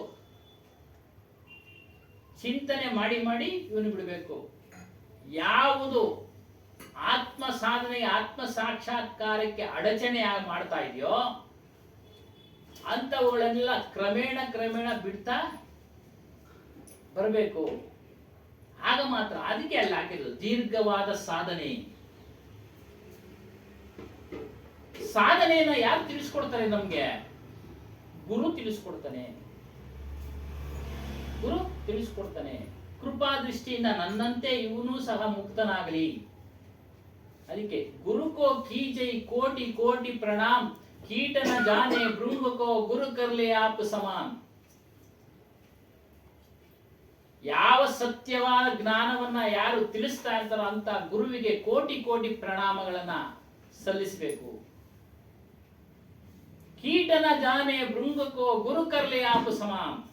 ಹಾಗೆ ಕೀಟದ ಹೇಳಿ ದುಂಬಿ ಕತೆ ಹೇಳಿದ್ವಲ್ಲ, ಅದೇ ರೀತಿಯಾಗಿ ಗುರು ನಮ್ಗೆ ಶಬ್ದಗಳನ್ನ ವಚನಗಳ ಮೂಲಕ ತಿಳಿಸಿ ತಿಳಿಸಿ ತಿಳಿಸಿ ತಿಳಿಸಿ ಆತನಂತೆ ನಮ್ಮನ್ನು ಮಾಡ್ಕೊಂಡ್ಬಿಡ್ತಾನೆ. ಆತನು ಯಾವ ರೀತಿ ಮನಃಶುದ್ಧಿಯಿಂದ ಇದ್ದಾನೋ, ಆತ್ಮಜ್ಞಾನ ಸಾಧನೆಯಲ್ಲಿದ್ದಾನೋ, ಆತ್ಮಜ್ಞಾನದ ಅನುಭವನ ಪಡಿತಾ ಇದ್ದಾನೋ ಗುರು, ಹಾಗೆ ಶಿಷ್ಯನನ್ನ ರೆಡಿ ಮಾಡಿಬಿಡ್ತಾನೆ. ಅದಕ್ಕೆ ಆತನಿಗೆ ಕೋಟಿ ಕೋಟಿ ಪ್ರಣಾಮಗಳನ್ನು ಸಲ್ಲಿಸಿದ್ರು ಸಾಲದು ಅಂತೇಳಿ ಹೇಳ್ತಾರೆ. ಇನ್ನೊಂದು ಗುರುನ ಬಹಳಷ್ಟು ಹೊಗಳಿದ್ದಾರೆ ಕಬೀರ್ ಸಾಹೇಬ್. ಪ್ರಪಂಚದಲ್ಲಿ 7 ಸಮುದ್ರಗಳು ಇದ್ದಾವೆ. ಆ 7 ಸಮುದ್ರಗಳನ್ನ ಇಂಕ್ ಮಾಡಿಕೊಂಡು ಈ ಕಾಡಿನಲ್ಲಿರ್ತಕ್ಕಂಥ ಮರಗಿಡಗಳನ್ನೆಲ್ಲ ಲೇಖನಿ ಮಾಡಿಕೊಂಡು ಪೃಥ್ವಿನೆಲ್ಲ ಕಾಗದ ಮಾಡಿಕೊಂಡು ಗುರುವಿನ ಗುಣ ಬರೆದ್ರೂ ಸಾಲೋದಿಲ್ಲ. ಹಂಗೆ ಗುರುವಿನ ಬಹಳಷ್ಟು ಕೊಂಡಾಡಿದ್ದಾರೆ. ಹಾಗಾಗಿ ಇದನ್ನೆಲ್ಲ ಯಾರು ತಿಳಿಸ್ಕೊಡ್ತಾರೆ ನಮ್ಗೆ ಅಂದ್ರೆ ಈ ವಿಚಾರಗಳನ್ನೆಲ್ಲ ನಾವು ಕಾಮದಲ್ಲಿ ಬಿದ್ದಿದ್ದೀವಿ, ಕ್ರೋಧದಲ್ಲಿ ಬಿದ್ದಿದ್ದೀವಿ, ದೇಶದಲ್ಲಿ ಬಿದ್ದಿದ್ದೀವಿ. ಈ ವಿಚಾರಗಳನ್ನ ಗುರುಗಳು ತಿಳಿಸ್ಕೊಡ್ತಾರೆ.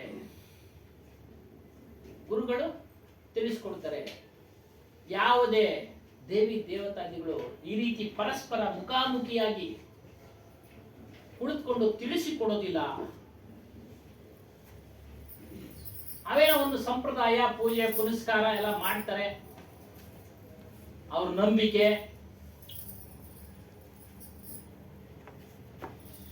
ಅದು ಮಾಡ್ಕೊಳ್ಳಿ, ಅದೇನು. ಆದ್ರೆ ಸತ್ಯವಾದ ವಿಚಾರವನ್ನ ತಿಳಿಬೇಕಾದ್ರೆ ನಾವು ಸಂತರ ಬಳಿ ಬರಬೇಕು, ಗುರುಗಳ ಬಳಿ ಬರಬೇಕು. ಹೇಳಿದ್ದನ್ನೆಲ್ಲ ನಂಬಿ ಅಂತ ಕಬೀರ್ ಸಾಹೇಬ್ ಹೇಳಲ್ಲ. ನೋಡಿ, ಯಾರು ಏನೇ ಹೇಳಲಿ, ದೊಡ್ಡ ದೊಡ್ಡ ಮಹಾತ್ಮರು ಹೇಳಿದ್ರು ಸಹ ನೀವು ಚಿಂತನೆ ಮಾಡಿ ಅಂತ ಕಬೀರ್ ಸಾಹೇಬ್ ಚಾಯ್ಸ್ ಕೊಡ್ತಾರೆ. ದೊಡ್ಡ ದೊಡ್ಡ ಮಹಾತ್ಮರು ಹೇಳಿದ್ರು ಸಹ ಅವರ ಶಬ್ದಗಳಲ್ಲಿ ಸತ್ಯ ಇದೆಯಾ ಅಸತ್ಯ ಇದೆಯಾ ಅನ್ನೋದು ನೀವು ಚಿಂತನೆ ಮಾಡಬೇಕು. ನೀವು ಚಿಂತನೆ ಮಾಡಬೇಕು, ಆಮೇಲೆ ನೀವು ತೆಗೆದುಕೊಳ್ಳಿ, ಆಮೇಲೆ ನೀವು ಅದನ್ನ ಸ್ವೀಕಾರ ಮಾಡಿ. ನಿಮಗೆ ಸರಿ ಅನ್ಸಿದ್ರೆ ಒಪ್ಕೊಳ್ಳಿ. ಅದಕ್ಕೆ ಹೇಳ್ತಾರೆ, ಗುರುವನ್ನ ಮಾಡಬೇಕಾದ್ರೆ ಗುರುಕೋ ಕೀಜೆ ಜಾನಿಕೆ ಪಾನಿ ಪೀಜೆ ಛಾನಿಕೆ. ಗುರುವನ್ನ ಮಾಡಬೇಕಾದ್ರೆ ತಿಳಿದು ಮಾಡಿ. ಅವನು ಬ್ರಹ್ಮನಿಷ್ಠನಾಗಿದ್ದಾನ ಅಂದ್ರೆ ಆತ್ಮನಲ್ಲಿ ನಿಷ್ಠನಾಗಿ ನಡ್ಕೊಳ್ತಾ ಇದ್ದಾನ, ವೈರಾಗ್ಯವಂತನಾಗಿದ್ದಾನ, ಇಲ್ಲಿ ಹೇಳಿರ್ತಕ್ಕಂಗೆ ನಡೀತಾ ಇದ್ದಾನ, ಅವನಲ್ಲಿ ಯಾವುದೇ ಆಸೆಗಳಿಲ್ಲಿವೆ, ಇದೆಲ್ಲ ನೀವು ಯೋಚನೆ ಮಾಡಿ. ಅದೇ ಗುರುವನ್ನು ಆಯ್ಕೆ ಮಾಡಬೇಕಾದ್ರೆ ತಿಳಿದು ಮಾಡಿ ಅಂತ. ಜಾನಿಕೆ ಅಂದ್ರೆ ತಿಳಿದು ಮಾಡಿ. ನೀರನ್ನ ಶೋಧಿಸಿ ಕುಡಿರಿ. ಪಾನಿ ಪೀದೆ ಚಾನಿಕೆ, ಶೋಧಿ.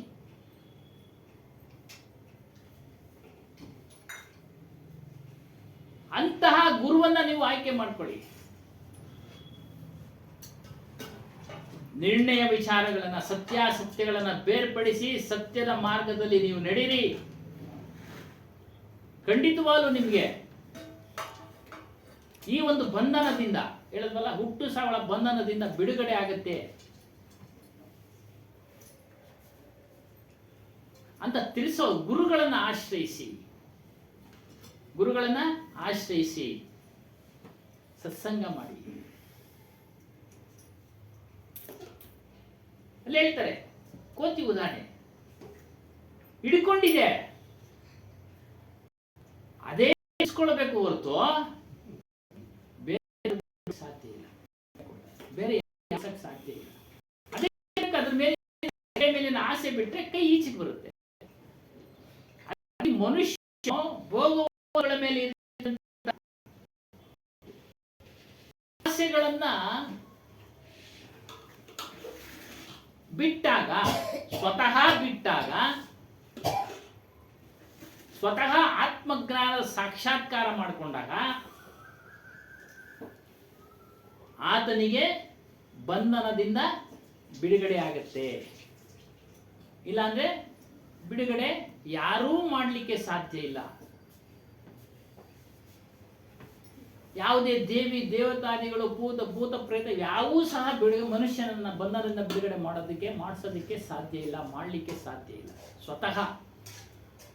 ಸ್ವತಃ ಪ್ರಯತ್ನ ಪಡಬೇಕು, ಸಾಧನೆ ಮಾಡಬೇಕು. ಸ್ವತಃ ಸಾಧನೆ ಮಾಡಿದ್ರೆ ಮಾತ್ರ ಅವನು ಹುಟ್ಟು ಸಾವುಗಳ ಬಂಧನದಿಂದ ಬಿಡುಗಡೆ ಆಗ್ತಾನೆ. ಕೃಷ್ಣನು ಹೇಳ್ತಾನೆ, ಉದ್ಧಾರೇದಾತ್ಮಾನಾತ್ಮಾನಂ ನಾತ್ಮನಾ ವಸಾದೇ ಆತ್ಮೈವ ಹಾತ್ಯನೋ ಬಂಧುರಾತ್ಮೈವ ರಿಪುನಾತ್ಮನಃ. ಏನು? ತನ್ನನ್ನು ತಾನೇ ಉದ್ಧರಿಸಿಕೊಳ್ಳಬೇಕು. ಯಾರು ಉದ್ಧಾರ ಮಾಡಕ್ಕಾಗೋದಿಲ್ಲ. ಹೆಂಡತಿ ಗಂಡನ ಉದ್ಧಾರ ಮಾಡಕ್ ಸಾಧ್ಯ ಇಲ್ಲ. ಸಾಮಾಜಿಕವಾಗಿ ಮಾಡ್ಬೋದು, ವ್ಯವಹಾರದಲ್ಲಿ ಮಾಡ್ಬೋದು ಭಾಗಿಯಾಗಿ. ಆದರೆ ಆತ್ಮನ ವಿಚಾರ ಬಂದಾಗ, ಮುಕ್ತಿಯ ವಿಚಾರ ಬಂದಾಗ ಗಂಡನೇ ಮಾಡಬೇಕು, ಹೆಂಡತಿನೇ ಮಾಡಬೇಕು.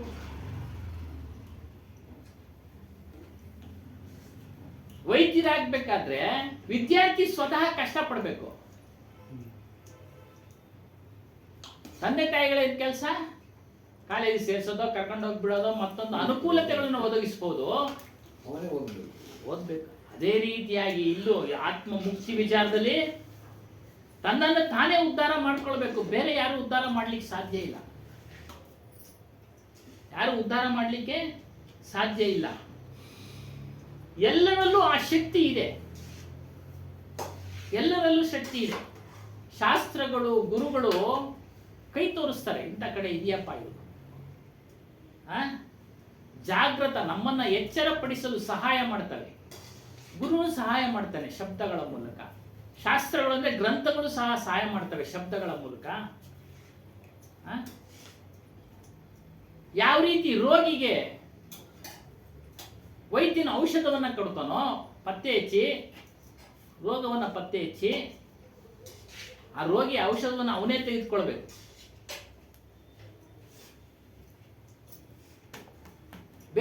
ಬೇರೆಯವರು ತೆಗೆದುಕೊಂಡ್ರೆ, ಪಕ್ಕದಲ್ಲಿರೋರು ತೆಗೆದುಕೊಂಡ್ರೆ ಬಂದಿರೋ ಕಾಯಿಲೆ ವಾಸಿಯಾಗೋದಿಲ್ಲ.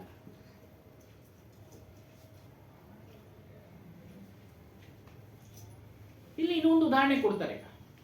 ಬುದ್ಧನ ಕೊನೆಗಾಲ,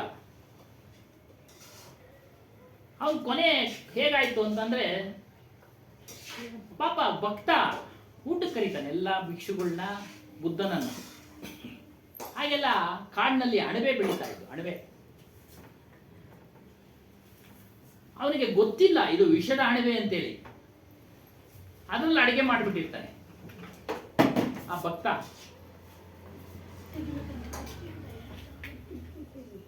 ಮೊಟ್ಟ ಮೊದಲು ಗುರುಗೆ ಬಡಿಸ್ಬಿಡ್ತಾನೆ. ಯಾರು? ಬುದ್ಧನಿಗೆ ಅರಿವಾಗೋಯ್ತು ಇದು ವಿಷ ಅಂತೇಳಿ. ಆವಾಗ ಶಿಷ್ಯಂದ್ರನ್ನ ಕರೆದು ಅವನಿಗೆ ತಿಳಿಸ್ದೆ ಇದನ್ನೆಲ್ಲ ತೆಗೆದುಕೊಂಡೋಗಿ ಮಣ್ಣಲ್ಲಿ ಊತ ಹಾಕಿ, ಬೇರೆ ಯಾರು ಪ್ರಾಣಿ ಪಕ್ಷಿಗಳು ತಿನ್ಬಿಟ್ರೆ ಅವು ಕೂಡ ಸಾಯ್ತವೆ ಅಂತೇಳಿ ಮಣ್ಣಲ್ಲಿ ಊತ ಹಾಕಿಸ್ತಾನೆ. ಊತ ಹಾಕ್ಸ್ಬಿಟ್ಟು ಗೊತ್ತಾಗುತ್ತೆ ಅವನಿಗೆ ನಾನು ಇರೋದಿಲ್ಲ. ಯಾಕಂದ್ರೆ ಬುದ್ಧ ಜ್ಞಾನಿ, ಆತನ ದೇಹವೂ ಸಹ ನಮ್ಮ ಹಾಗೇನೆ ನಶ್ವರ. ಮೂಳೆ, ಮಾಂಸ, ರಕ್ತ, ಗುಂಡಿಗೆ ಏನೇನಿದೆಯೋ ನಮಗೂ ಹಾಗೆ ಅವನು ಗೊತ್ತಾಗೋಯ್ತು ವಿಷಪ್ರಾಶಾಣ ಆಗಿದೆ. ಕೊನೆ ಸಮಯದಲ್ಲಿ ಅವನು ಶಿಷ್ಯನ ಕೇಳ್ತಾನೆ, ಏನಾದರೂ ಅನುಮಾನ ಇದ್ರೆ ಕೇಳಿ. ಅದ್ರಲ್ಲಿ ಒಬ್ಬನ್ ಕೇಳ್ತಾನೆ, ನೀವು ಹೋದ್ಮೇಲೆ ನಮ್ಮನ್ನು ಯಾರು ನಡೆಸ್ತಾರೆ ಅಂತ. ಅದು ಕೇಳ್ತಾನೆ, ನಿಮಗೆ ನೀವೇ ಬೆಳಕಾಗಬೇಕು,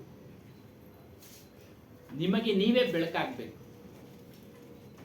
ಅದೇ ತಿಳಿಸಿರತಕ್ಕಂಥ ಜ್ಞಾನದ ವಿಚಾರಗಳಿಂದ ನೀವು ಅಭಿವೃದ್ಧಿ ಹೊಂದಬೇಕು.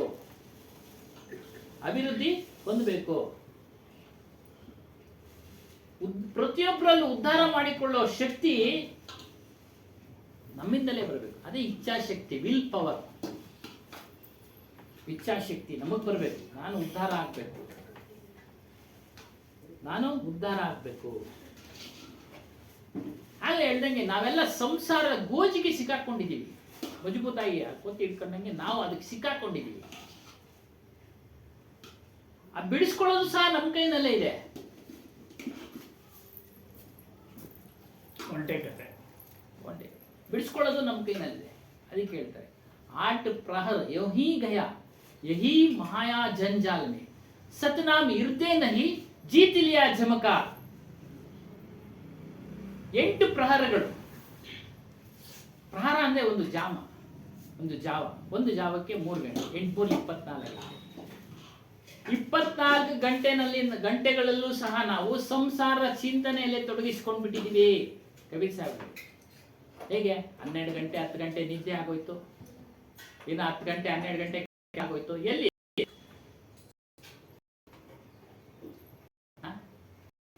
ಸತ್ಯನಾಮ ಇರದೇ ನಹಿ. ಸತ್ಯನಾಮದ ಜಪ ಇಲ್ಲಲ್ಲಪ್ಪ ನೀನು. ಸತ್ಯನಾಮ ಅಂದ್ರೆ ಆತ್ಮ. ಜೀತಲಿಯ ಜಮಕ. ಯಮನು ಗೆದ್ಬಿಟ್ಟ. ಯಮನು ಗೆದ್ಬಿಟ್ಟ ಅಂದ್ರೆ ನಿಮ್ಮನ್ನ ಬಿಡದೆ ಎಳ್ಕೊಂಡು ಹೋಗ್ತಾನೆ. ಮತ್ತೆ ಹುಡ್ತೀರಾ, ಮತ್ತೆ ಎಳ್ಕೊಂಡು ಹೋಗ್ತಾನೆ. ಅದಕ್ಕೆ ಗೆದ್ದ. ನೀವು ಅವನನ್ನು ಗೆಲ್ಲಬೇಕು ಅಂತ ಕಬೀರ್ ಸಾಹೇಬ್ರ ವಿಚಾರ. ಹುಟ್ಟಿದ್ರೆ ತಾನೇ ಅವ್ನು ಬರೋದು, ನಿಮಗೆ ಭಾಷೆ ಹಾಕೋದು, ತೆಗೆದುಕೊಂಡು ಹೋಗೋದು. ಕತೆ ಹೇಳಿದೀವಲ್ಲ, ಹುಟ್ಟೇ ಇಲ್ದಂಗೆ ಮಾಡ್ಬಿಟ್ರೆ ನೀವು ಅವನನ್ನು ಗೆಲ್ರಿ.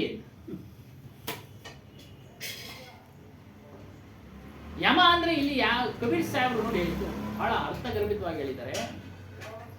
ಈ ಪುರಾಣ ಪುಣ್ಯ ಕಥೆಗಳಲ್ಲಿ ಬರ್ತಿತ್ತಲ್ಲ, ತೋರಿಸ್ತಲ್ಲ, ಎಮ್ಮೆ ಮೇಲೆ ಕೂತ್ಕೊಂಡು ಪಾಶ ಹಿಡ್ಕೊಂಡು ಬಹಳ ತಮಾಷೆಯಾಗಿರೋದು. ವಾಹನ ಎಂತದ್ ಕೊಟ್ಟಿದ್ದಾರೆ ಅವನಿಗೆ? ಕೋಣನೋ ಎಮ್ಮೆನೋ. ಅದೇನು ಬಹಳ ಸ್ಪೀಡಾಗಿ ನಡೀತಾ?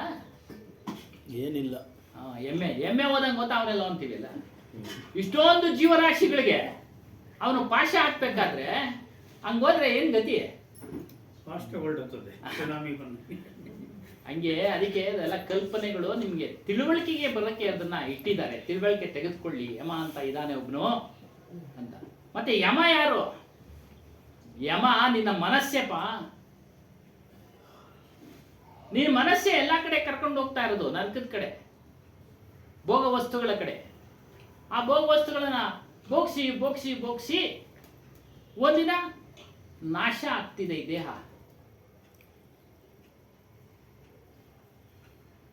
ನಾಶ ಆಗುತ್ತೆ, ಮತ್ತೆ ಇನ್ನೊಂದು ಜನ್ಮ. ಅರೆ ಆತ್ಮ ನಾಶ ಆಗೋದಿಲ್ಲ, ಸ್ವರೂಪ ನಾಶ ಆಗೋದಿಲ್ಲ. ಇನ್ನೊಂದು ದೇಹಕ್ಕೆ ಹೋಗಿ ಸೇರ್ಕೊಳ್ಳುತ್ತೆ. ಅಲ್ಲಿ ಮತ್ತೆ ಕಷ್ಟ ಸುಖಗಳನ್ನು ಅನುಭವಿಸ್ಬೇಕು. ಹಾಗಾಗಿ ಮನಸ್ಸನ್ನ ನಿಯಂತ್ರಣಕ್ಕೆ ಒಳಪಡಿಸಿಕೋ. ಮನಸ್ಸನ್ನ ನಿಯಂತ್ರಣಕ್ಕೆ ಒಳಪಡಿಸಿಕೋ ಹೇಳ್ತಾರೆ. ನಿಮ್ಮ ಮನಸ್ಸನ್ನ ನಿಯಂತ್ರಿಸಿ.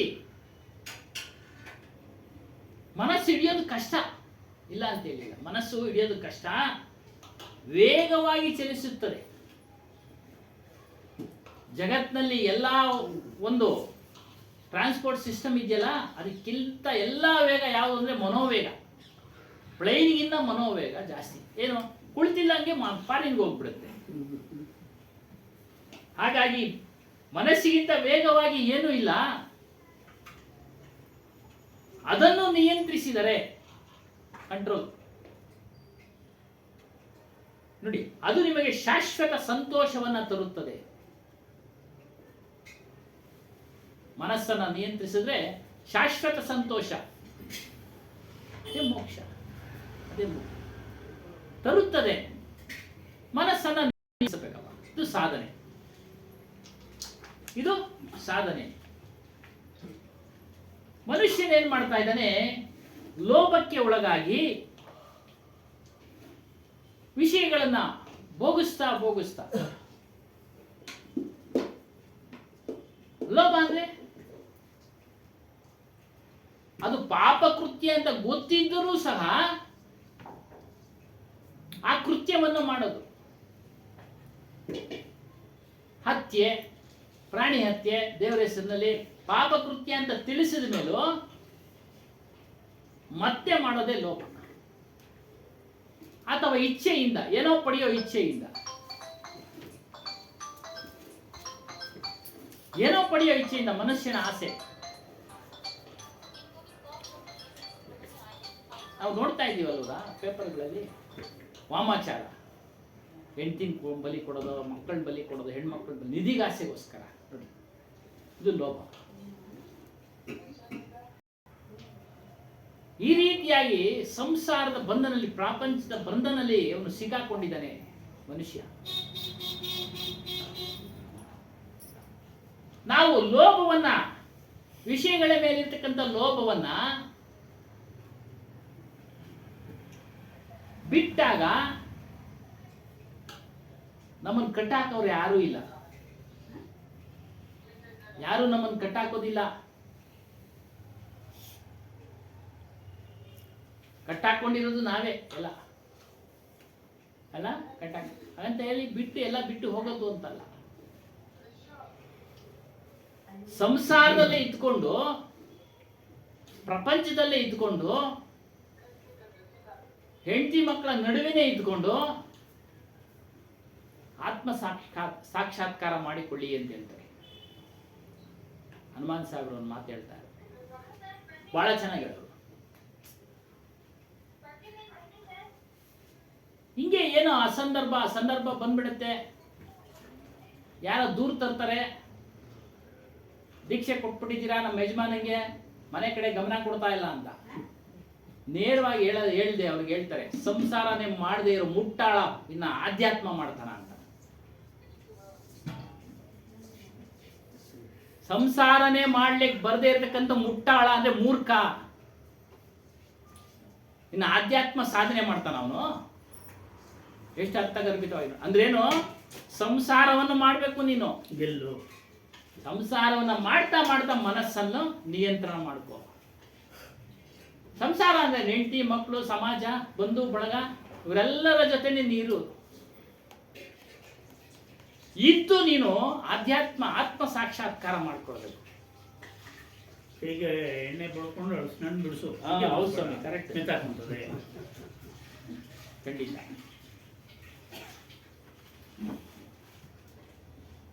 ಈ ರೀತಿ ಹಲವಾರು ಸೂಚನೆಗಳನ್ನ ಕಬೀರ್ ಸಾಹೇಬರು ನಮಗೆ ಕೊಟ್ಬಿಟ್ರು. ಹಲವಾರು ಸೂಚನೆಗಳನ್ನ ಕೊಟ್ಬಿಟ್ಟು ಹೇಳ್ತಾರೆ, ಅಪನೇ ಪುರುಷಾರ್ಥಕ್ಕೋ ಭರೋಸಾ ರಖೋ ಕರೋ. ಪುರುಷಾರ್ಥ ಅಂದ್ರೆ ಪ್ರಯತ್ನದಲ್ಲಿ ನೀನು ಭರವಸೆ ಇಡು, ಸಾಧನೆ ಮಾಡ್ತಾ ಮಾಡ್ತಾ ಅದ್ರ ಮೇಲೆ ನಂಬಿಕೆ ಇಡು, ಭರವಸೆ ಇಡು, ಖಂಡಿತ ಸಿದ್ಧಿಸುತ್ತೆ, ಖಂಡಿತ ಸಿದ್ಧಿಸುತ್ತೆ. ಪ್ರಯತ್ನನೇ ಮಾಡದೆ ಎಲ್ಲ ಸಿಗ್ಬೇಕು ಅಂದ್ರೆ ಸಾಧ್ಯ ಆಗತ್ತಾ? ಆಗೋದಿಲ್ಲ, ಸಾಧ್ಯ ಆಗೋದಿಲ್ಲ. ಯಾವುದೂ ಸಹ ನಮ್ಮ ಮುಂದೆ ಬರೋದಿಲ್ಲ, ಯಾವುದೂ ಸಹ ನಮ್ಮ ಮುಂದೆ ಬರೋದಿಲ್ಲ. ನಾವು ಅದನ್ನು ಪಡೆಯೋದಕ್ಕೆ ಪ್ರಯತ್ನ ಮಾಡಬೇಕು, ಪ್ರಯತ್ನ ಮಾಡಬೇಕು. ಒಂದು ಗುರಿ ಮುಟ್ಟಬೇಕಾದ್ರೆ ಪ್ರಯತ್ನಗಳನ್ನು ಮಾಡಬೇಕು. ಪ್ರಯತ್ನ ಮಾಡಬೇಕು, ಪ್ರಯತ್ನ ಮಾಡಪ್ಪ, ನೀನು ಸಾಧನೆ ಮಾಡು. ಸಾಧನೆ ಮಾಡ್ತಾ ಮಾಡ್ತಾ ನಿನಗೆಲ್ಲವೂ ಲಭಿಸುತ್ತೆ, ಲಭಿಸುತ್ತೆ. ಶಾಂತಿ ಬೇಕು ಅಂದ್ರೆ ಪ್ರಯತ್ನ ಮಾಡಬೇಕು, ಶಾಶ್ವತವಾದ ಸಂತೋಷ ಬೇಕು ಅಂದ್ರೆ ಪ್ರಯತ್ನ ಮಾಡಬೇಕು. ಪ್ರಯತ್ನವಿಲ್ಲದೆ ಯಾವುದೂ ಸಹ ಲಭಿಸುವುದಿಲ್ಲ, ಪ್ರಯತ್ನವಿಲ್ಲದೆ ಯಾವುದೂ ಸಹ ಲಭಿಸುವುದಿಲ್ಲ. ಅದಕ್ಕೊಂದು ಉದಾಹರಣೆ,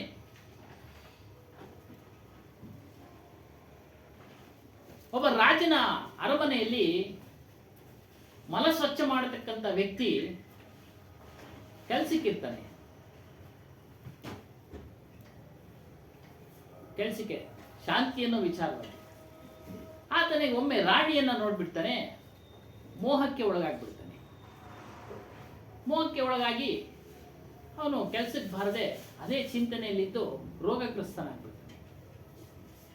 ಹೆಂಡತಿ ಕೇಳ್ತಾಳೆ ಯಾಕೆ ಏನು ಅಂತ. ವಿಚಾರ ಹೇಳಿದಾಗ ಅವಳು ಬುದ್ಧಿವಂತೆ, ಯಾರನ್ನ ಕೇಳ್ತಾರ ರಾಣಿ ಹತ್ರ? ಇಲ್ಲ. ರಾಣಿನೂ ಬುದ್ಧಿವಂತೆ, ಗೊತ್ತಿತ್ತು ಅವಳಿಗೆ, ಜ್ಞಾನಿ ರಾಣಿ. ಬಂದು ವಿಚಾರ ಮಾಡಿದಾಗ ಒಂದು ಉಪಾಯ ಹೇಳಿ ಕಳಿಸ್ತಾರೆ. ಆ ಸ್ವಚ್ಛ ಮಾಡತಕ್ಕಂಥ ವ್ಯಕ್ತಿಯ ಹೆಂಡತಿಗೆ ಹೋಗಿ ಕಾವಿ ವೇಷ ಧರಿಸಿ ನನ್ನನ್ನೇ ಕುರಿತು ತಪಸ್ಸು ಮಾಡು, ಕ್ರಮೇಣ ನಾನು ಬಂದು ಆತನಿಗೆ ದರ್ಶನ ಕೊಡ್ತೀನಿ, ಕಾಣಿಸ್ಕೊಳ್ತೀನಿ. ನೋಡಿ, ಅದನ್ನು ತಲುಪ ಒಂದು ದೃಢವಾದ ಸಂಕಲ್ಪದಿಂದ ಅವನು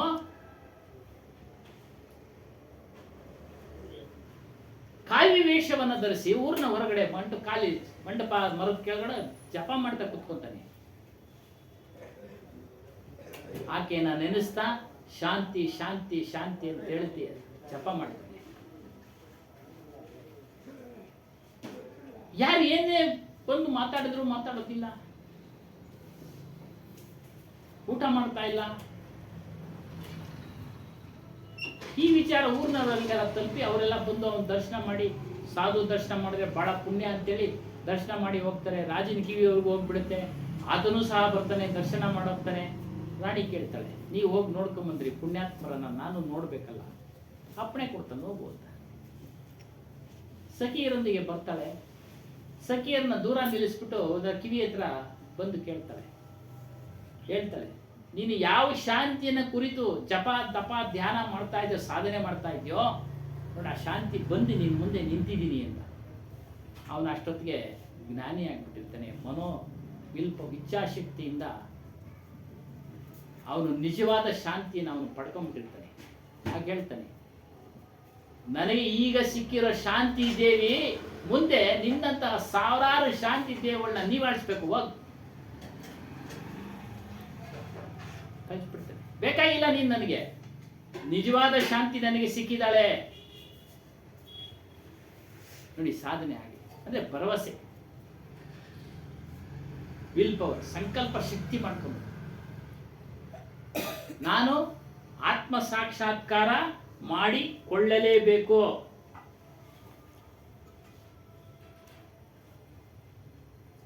ಸ್ವಾಮಿ, ಇನ್ನೊಂದು ಪ್ಲೀಸ್ ಟೆಲ್ ಮಿ ಸರ್, ಯಾಗ್ಲಿಂದ ಬರಲಿಲ್ಲ ಶಬ್ದ ಅನ್ಕೊಂಡಿದ್ದೆ. ಇಲ್ಲ, ಇಲ್ಲಿ ಮೀಟಿಂಗ್ ಇತ್ತು, ಹೋಗಿದ್ದೆ. ಯಾವಾಗೂ ಕೇಳಿ ಕೇಳಿ ಬೇಜಾರೆಲ್ಲ, ಸುಮ್ಮನೆ ಅವರೆಲ್ಲ ಬೈತಾರೆ ಅಂದ್ಬಿಟ್ಟು ಅನೇಕ ಪ್ರಶ್ನೆ ಕೇಳಿದ್ದೀನಿ, ಉತ್ತರನೂ ಹೇಳಿದ್ದೀರ. ಸುಮ್ಮನೆ ಧನ್ಯವಾದಗಳು. ಈಗ ಇಲ್ಲಿ ಕಾರ್ಯಕರ್ತ ಯಾರು ಸುಮ್ಮನೆ? ಕಾರಣ ಏನು, ಕಾರ್ಯಕರ್ತ ಯಾರು? ಇಲ್ಲಿ ಈಗ ಅವನು ಕಸ ಗುಡಿಸೋನು ಈ ಥರ ಜ್ಞಾನಿ ಆಗ್ಬೇಕಾದ್ರೆ ಕಾರ್ಯಕರ್ತ ಯಾರು? ಅವನಿಗೆ ಮೈನು ಟರ್ನಿಂಗ್ ಪಾಯಿಂಟ್ ಅಂತಾರ. ಆಕೆ ಗುರು ಆಗ್ಬಿಟ್ಲು, ರಾಣಿನೇ ಗುರು ಆಗ್ಬಿಟ್ಲು, ಅವಳೇ ಕಾರಣ. ಕಾರ್ಯ ಇವನ್ ಮಾಡ್ದ, ಸಾಧನೆ ಇವನ್ ಮಾಡಿದ್ದು, ಗುರು ಆಗ್ಬಿಟ್ಲು ಅವಳು. ಗುರು ಮಾಡೋದಕ್ಕೆ ಹೇಳಿ. ಮಹಾಕವಿ ವೇಮನನ ಕತೆಗೆ ಹೋಗ್ಬಿಡಿ ನೀವು. ಮಹಾಕವಿ ವೇಮನ ಮಹಾಕವಿ ಹೇಗಾದ, ಅದಕ್ಕೆ ಕಾರಣ ಯಾರು? ತನ್ನ ಅತ್ತಿಗೆಯ ಕಾರಣದಿಂದಾಗಿ ವೇಶ್ಯಾಗೃಹದಲ್ಲಿದ್ದಂಥವನು ದೊಡ್ಡ ಕಾರ್ಯಕರ್ತ ಯಾರು? ಇಲ್ಲಿ ಕರ್ತ ಯಾರೋ ಇರ್ಬೇಕಲ್ಲ, ಒಬ್ಬ ಮನುಷ್ಯ. ಅತ್ತಿಗೆನೇ ಪರಿವರ್ತನೆ ದಾರಿ. ಕಾರಣ ಕೊನೆಗೆ ಅವನು ಬರೆಯುವಾಗ ಏನು ಬರ್ದ, ಪ್ರತಿ ವಚನ ಬರೆಯುವಾಗ ಎಲಕತೋಲನ್ನು ತಿಚ್ಚಿ ಏಡಾದಿ ಉದುಕಿನ ನಲುಪು ನಲುಪೆ ಕಾನಿ ತೆಲುಪು ಕಾದರ ವಿಶ್ವದ ಅಭಿರಾಮ ವಿನರವೇಮ, ವಿಶ್ವದ ಅಭಿರಾಮ ವಿನರವೇಮ. ಆ ವಚನಗಳಲ್ಲಿ ವಿಶ್ವದ ಆಕೆಯ ಈ ವೇಶ್ಯೆ, ಅಭಿರಾಮ ಸೇವಕ, ವಿನರವೇಮ ಕೇಳೋ ವೇಮ ಅಂತ ಆತನೇ ಹೇಳ್ಕೊಂಡಿರ್ತಕ್ಕಂಥದ್ದು. ವೇಮನನ ಪರಿವರ್ತನೆಗೆ ಅತ್ತಿಗೆ ದಾರಿ. ಅದೇ ಕಾರಣ. ಹೌದು. ಸೊ ಇನ್ನೊಂದು, ಸೊ ಈಗ ಆತ್ಮ ಬಿಡ್ತಾನೆ ಅಂದ ತಕ್ಷಣ, ಈಗ ಒಬ್ಬ ಮನುಷ್ಯಂದ ಹೋಗ್ಬಿಟ್ರೆ ಅವನಿಗೆ ಗೊತ್ತಿರ್ತದೆ ಇಂಥವ್ರಲ್ಲೇ ಸೇರಬೇಕು ನಾನಂತ ಗೊತ್ತಿರ್ಬೇಕಲ್ಲ.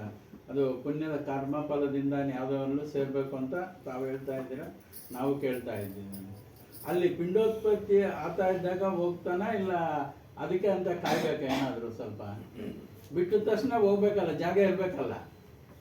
ಬಿಟ್ಟ ತಕ್ಷಣ ಹೋಗೋದಕ್ಕೆ ಹೋಗ್ತಾನೆ, ಗಾಳಿಯಲ್ಲಿ ಅವನು ಸೇರ್ಕೊಳ್ತಾನೆ. ಗಾಳಿ ಮೂಲಕ ಅವನ ಕರ್ಮಾನುಸಾರ ಯಾರ ಗರ್ಭದಲ್ಲಿ ಹೋಗಿ ಸೇರ್ಬೇಕೋ ಗಂಡಸಿನ ಮೂಲಕ ಸೇರ್ತಾನೆ, ಗಂಡಸಿನ ಮೂಲಕ ಸೇರ್ತಾನೆ.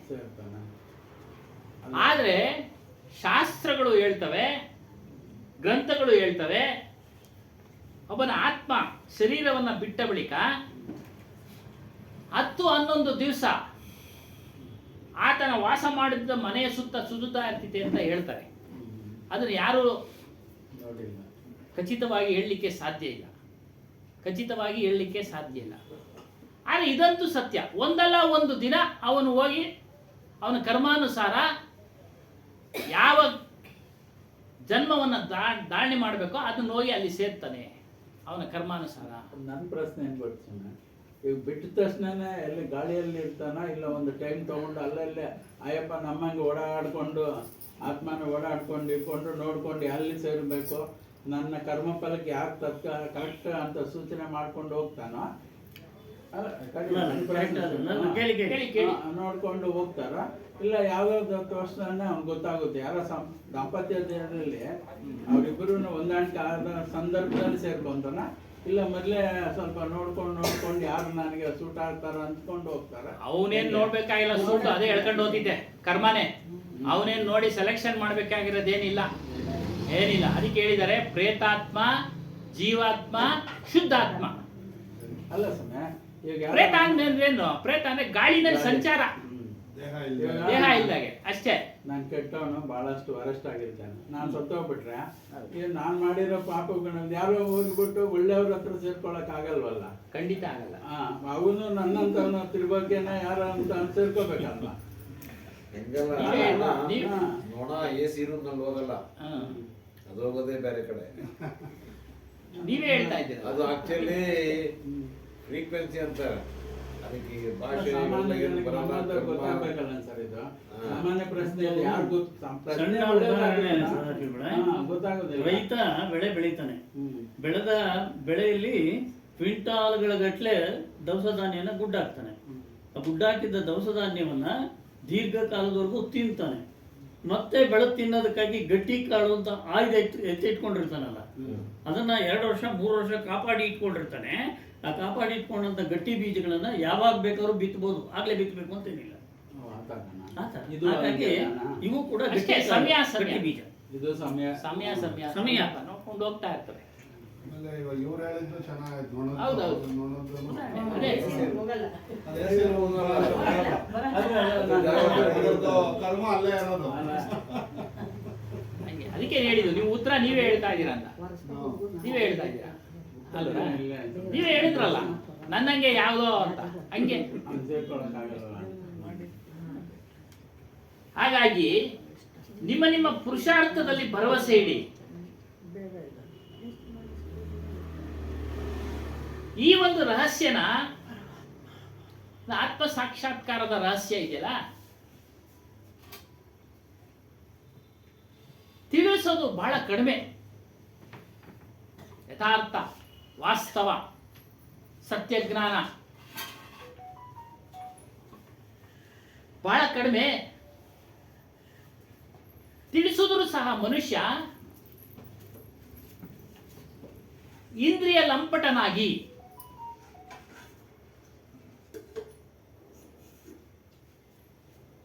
ಆ ಇಂದ್ರಿಯಗಳಲ್ಲಿ ಮೂಲಕ ವಿಷಯ ವಸ್ತುಗಳನ್ನ ಭೋಗಿಸ್ತಾ ಇದ್ರೆ ಅವನಿಗೆ ಶಾಂತಿ ಎಲ್ಲಿಂದ ಸಿಗುತ್ತೆ? ಶಾಂತಿ ಸಿಗೋದಿಲ್ಲ, ಶಾಂತಿ ಸಿಗೋದಿಲ್ಲ. ಅವನು ಉದ್ಧಾರನೂ ಆಗೋದಿಲ್ಲ, ಬಿಡುಗಡೆನೂ ಆಗೋದಿಲ್ಲ. ಉದ್ಧಾರನೂ ಆಗೋದಿಲ್ಲ, ಬಿಡುಗಡೆನೂ ಆಗೋದಿಲ್ಲ. ಶಾಶ್ವತವಾದ ಶಾಂತಿ, ಆಗಲೇ ಹೇಳಿದಂಗೆ ನಿಜ ಸುಖ ಆತ್ಮರಾಮ.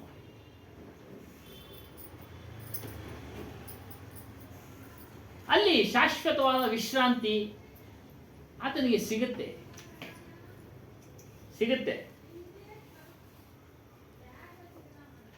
ಅದನ್ನೆಲ್ಲ ಪಡಿಬೇಕಾದ್ರೆ ಅಹಮ್ಮನ್ನ ಬಿಡಬೇಕು, ಮಮತೆಯನ್ನ ಬಿಡಬೇಕು, ಬಯಕೆಗಳನ್ನ ಬಿಡಬೇಕು, ಕ್ರೋಧವನ್ನ ಬಿಡಬೇಕು.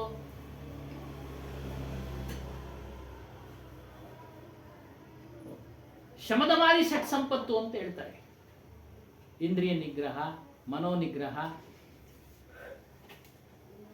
ಮತ್ತು ಗುರುವಚನಗಳ ಮೇಲೆ ವಿಶ್ವಾಸ, ನಂಬಿಕೆ,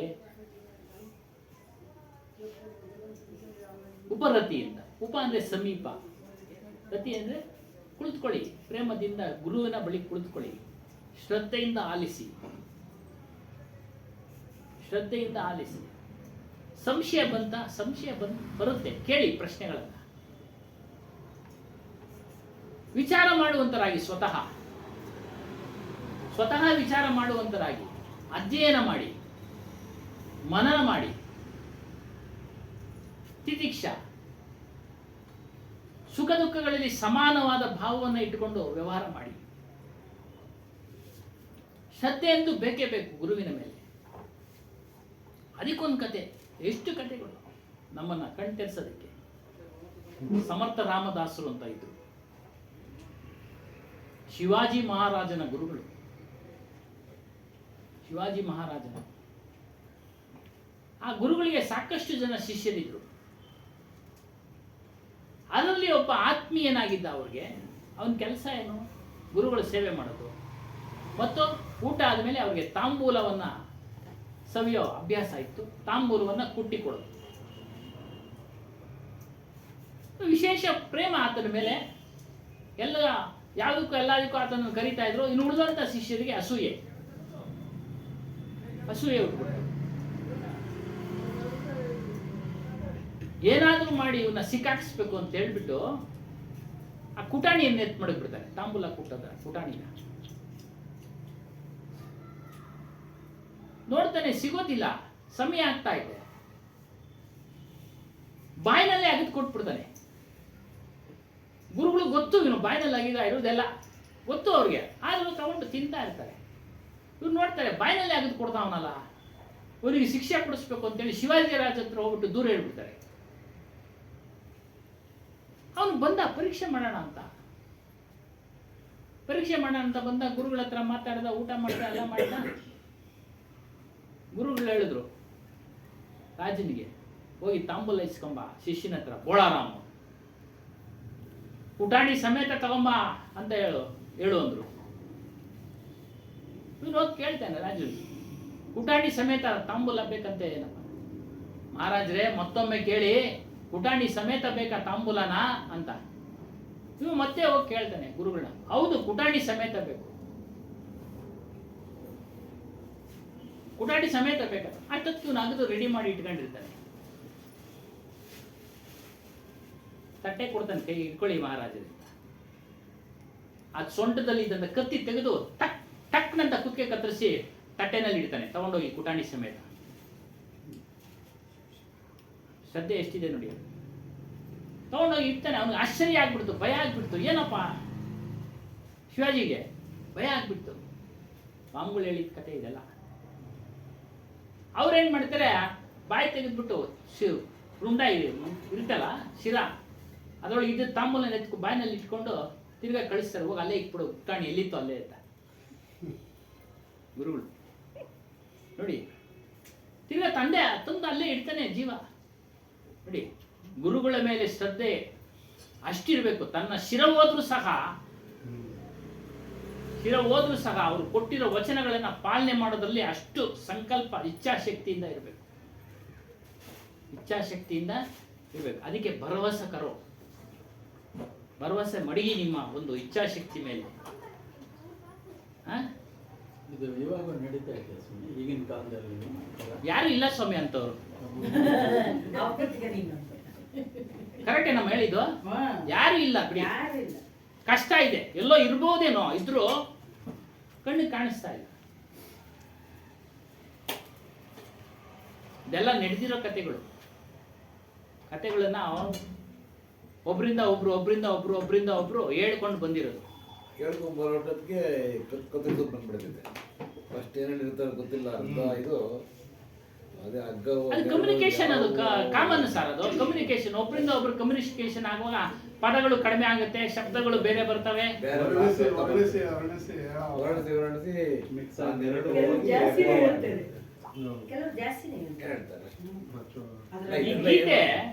ಗೀತೆನಲ್ಲಿ ಹಲವಾರು ಶ್ಲೋಕಗಳನ್ನ ಸೇರಿಸ್ಬಿಟ್ಟಿದ್ದಾರೆ ಅಂತ ವಾದ. ಗೀತೆನಲ್ಲಿ ಕೃಷ್ಣನು ಹೇಳಿರೋದು, ನೋಡಪ್ಪ ನಾನೇ ಎಲ್ಲ ವರ್ಣಗಳನ್ನ ಮಾಡಿರೋದು. ಏನೋ ಬ್ರಾಹ್ಮಣ, ಕ್ಷತ್ರಿಯ, ವೈಶ್ಯ, ಶೂದ್ರ ಇವೆಲ್ಲ ನಾನೇ ಮಾಡಿರೋದು ಅಂತ ಗೀತೆನಲ್ಲಿ ತಿಳಿಸಿದ್ದಾರೆ. ಇಲ್ಲಿ ಯೋಚನೆ ಮಾಡಬೇಕು, ಕೃಷ್ಣನನ್ನ ದೇವರು ಅಂತೇಳಿ ಎಲ್ಲ ಪೂಜೆ ಮಾಡ್ತೀವಿ, ಆತನು ಈ ರೀತಿ ವರ್ಣಭೇದವನ್ನು ಉಂಟು ಮಾಡಿದನೇ ಕ್ವಶನ್ ನಾವೇ ಹಾಕ್ಕೊಳ್ಬೇಕು. ಸಾಧ್ಯನ ಅವನು ಮಾಡಿರೋದಕ್ಕೆ ವರ್ಣಭೇದನ? ಇರಲ್ಲ. ಹಾಗೆ ಬಾಯಿಂದ ಬಾಯಿಗೆ ಬರುವಾಗ ಶಬ್ದಗಳ ಒಂದು ಚೇಂಜ್ ಆಗ್ತಾ ಇರ್ತವೆ. ನಾವೆಲ್ಲ ಶಾರ್ಟ್ ಆಗಿ ಹೇಳಿದ್ವಿ, ಅವರೆಲ್ಲ ಅನುಕೂಲ ತಕ್ಕ ಹಾಗೆ ಅವರವ್ರ ಸ್ವಾರ್ಥಕ್ಕೆ ಚೇಂಜ್ ಆಗ. ಖಂಡಿತ ಸ್ವಾಮಿ, ಖಂಡಿತ. ಆದ್ರೆ ಕೆಲವೊಂದು ಗುರು ವಿಚಾರಗಳಲ್ಲಿ ಘಟನೆಗಳು ನಡೆದಿದೆ. ಇವಾಗ ಯೋಗಿ ವೇಮನ್ ಅವರು ವೇಮನ್ ಅವ್ರು ಆಗ್ಬೇಕಾದ್ರೆ ಯಾರು ಕಾರಣ? ಅವ್ರ ಅತ್ತಿಗೆನೇ ಕಾರಣ. ಯೋಗಿ ಆಗ್ಬೇಕಾದ್ರೆ ಯಾರು ಕಾರಣ? ಅವ್ರ ಅತ್ತಿಗೆನೇ ಕಾರಣ. ನೋಡಿ, ಅವೆಲ್ಲ ನಡೆದಿರೋದು. ಹಾಗಾಗಿ ಬುದ್ಧಿವಂತನಾದವನು ಸ್ವರೂಪದ ವಿಚಾರವನ್ನು ತಿಳಿಯಕ್ಕೆ ಪ್ರಯತ್ನ ಪಡ್ತಾನೆ, ಜ್ಞಾನಿಯಾಗಕ್ಕೆ ಪ್ರಯತ್ನ ಪಡ್ತಾನೆ, ಆತ್ಮ ಸಾಕ್ಷಾತ್ಕಾರ ಪಡ್ಕೊಳ್ಳೋಕೆ ಪ್ರಯತ್ನ ಪಡ್ತಾನೆ, ಜೀವನ್ಮುಕ್ತಿ ಸ್ಥಿತಿಯನ್ನ ಹೊಂದೋದಕ್ಕೆ ಪ್ರಯತ್ನ ಪಡ್ತಾನೆ, ಅಂದ್ರೆ ಸಾಧನೆಗಳನ್ನ ಮಾಡ್ತಾನೆ.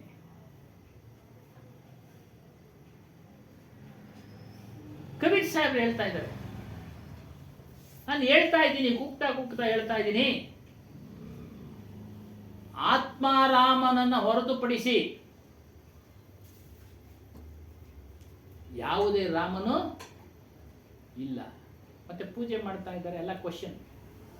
ಇದೆಲ್ಲ ಬಾಲ್ಯಾವಸ್ಥೆಯ ಭಕ್ತಿ. ಅವೆಲ್ಲ ಭಕ್ತಿ ಮನುಷ್ಯನಿಗೆ ಹುಟ್ಲಿ ಅಂತೇಳಿ ಬಾಲ್ಯಾವಸ್ಥೆನಲ್ಲಿ ಹೇಳ್ಕೊಡ್ತಾರಲ್ಲ, ಪೂಜೆ ಪುನಸ್ಕಾರ ಮಾಡು ಅಂತೇಳಿ, ನಮಸ್ಕಾರ ಮಾಡು ಅಂತೇಳಿ.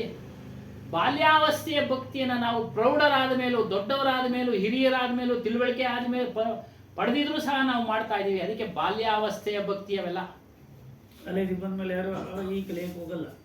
ಅಲ್ಲ, ವಿಗ್ರಹ ಆರಾಧನೆ ಬರೋದೇ ಬಾಲ್ಯಾವಸ್ಥೆ ಭಕ್ತಿ. ಅವುಗಳಿಂದ ಮುಕ್ತಿ ಇಲ್ಲ, ಮೋಕ್ಷ ಇಲ್ಲ, ಬಿಡುಗಡೆ ಇಲ್ಲ. ಅದಕ್ಕೊಂದು ಸಣ್ಣ ಕಥೆ ಹೇಳ್ಬೇಕು, ಮುಗಿಸ್ಬಿಡೋಣ. ತಂದೆ ತಾಯಿಗಳು ಇದೇ ಶ್ರೀರಾಮನ ಭಕ್ತರು. ಸಣ್ಣ ಮಗು, ಒಂದು LKG UKG ಅನ್ಕೊಳ್ಳಿ, ಒಂದು ಫಸ್ಟ್ ಸ್ಟ್ಯಾಂಡರ್ಡೋ ಏನೋ 5ನೇದು ಅನ್ಕೊಳ್ಳೋಣ. ದಿನ ಆತನಿಗೆ ನಮಸ್ಕಾರ ಮಾಡಿ, ಇವರು ನಮಸ್ಕಾರ ಮಾಡಿಸಿ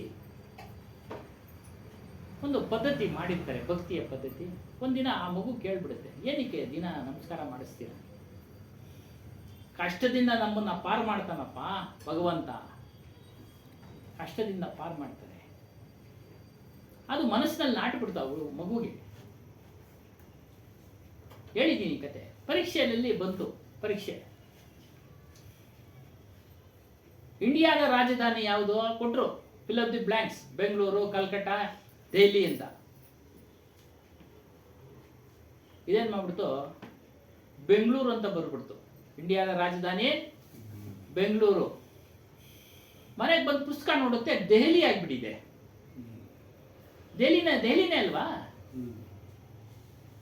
ಏನು ರಾತ್ರಿ ಎಲ್ಲ ನಿದ್ದೆ ಮಾಡಿದೆ, ಬೆಳಿಗ್ಗೆ ಆದ ಕೂಡ್ಲೇನೆ ಇದು ಸ್ವತಃ ಎಲ್ಲರಿಗಿಂತ ಮೊದಲೇ ಎದ್ದು ಸ್ನಾನ ಮಾಡಿ ಹೋಗಿ ದೇವ್ರ ಮನೆ ಮುಂದೆ ಕುತ್ಕೊಂಡು ಜಪ ಮಾಡ್ತಾ ಇದ್ದೆ. ಇವ್ರಿಗೆ ಆಶ್ಚರ್ಯ, ತಂದೆ ತಾಯಿ ಅಂತ ನಮ್ಗಿಂತ ಮುಂಚೆ ಎದ್ಬಿಟ್ಟವನಲ್ಲ, ಏನು ಸಮಾಚಾರ? ನೆನೆ ಒಂದು ತಪ್ಪಾಗೋಯ್ತು, ಅದಕ್ಕೆ ಸರ್ ಮಾಡು ಅಂತ ಕೇಳ್ಕೊಳ್ತಾ ಇದ್ದೀನಿ. ಏನು ತಪ್ಪಾಯ್ತು? ಅದೇ ಇಂಡಿಯಾದ ರಾಜಧಾನಿ ಡೆಲ್ಲಿ ಅಂತ ಇತ್ತು, ನಾನು ಬೆಂಗಳೂರು ಅಂತ ಬರೆದ್ಬಿಟ್ಟಿದ್ದೀನಿ, ಅದು ಸರ್ ಮಾಡಿಸು ಅಂತ ಭಗವಂತನಲ್ಲಿ ಕೇಳ್ತಾ ಇದ್ದೀನಿ. ನಾನು ಸಾಧ್ಯನಾ? ಇಲ್ಲ.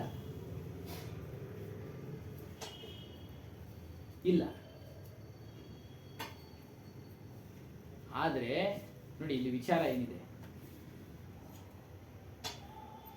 ಗುರು ಆ ಕೆಲಸ ಮಾಡಿಸ್ತಾನೆ. ಜೀವಂತವಾಗಿರೋ ಗುರು ಕೆಲಸ ಮಾಡಿಸ್ತಾನೆ. ಅದಕ್ಕೆ ಹರಿಹರ ಬ್ರಹ್ಮಾದಿಗಳಿಗಿಂತ ಗುರು ದೊಡ್ಡವನು ಅಂತ. ಅದಕ್ಕೂ ಕಥೆಗಳಿದ್ದಾವೆ.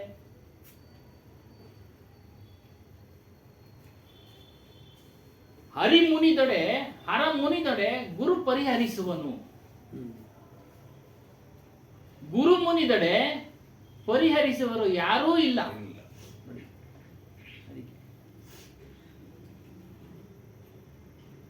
ಹೇಗೆ ಇಲ್ಲಿ ಅಂತ ಅಂದ್ರೆ ಬಹಳ ಸೂಕ್ಷ್ಮ. ಆತ್ಮಜ್ಞಾನ ಅಲ್ಲ. ಆ ಹುಡುಗ ಕುಂತಿದ್ದು ಒಂದು ಚಿತ್ರಪಟದ ಮುಂದೆ. ಆದರೆ ಗುರು ನೈಜವಾಗಿ ನಮ್ಮ ಮುಂದೆ ಇದ್ದಾಗ ಆತನಲ್ಲಿ ನಾವು ಭಕ್ತಿಯಿಂದ ಪ್ರೇಯರ್ ಮಾಡಿದಾಗ ಮನಸ್ಸಿನಲ್ಲಿ ಸಂಕಲ್ಪ ಮಾಡಿ ಖಂಡಿತ ಅದು ನೆರವೇರುತ್ತೆ. ಇಷ್ಟೇ ವ್ಯತ್ಯಾಸ. ಇಲ್ಲಿ ಸಗುಣ, ಅದು ನಿರ್ಗುಣ.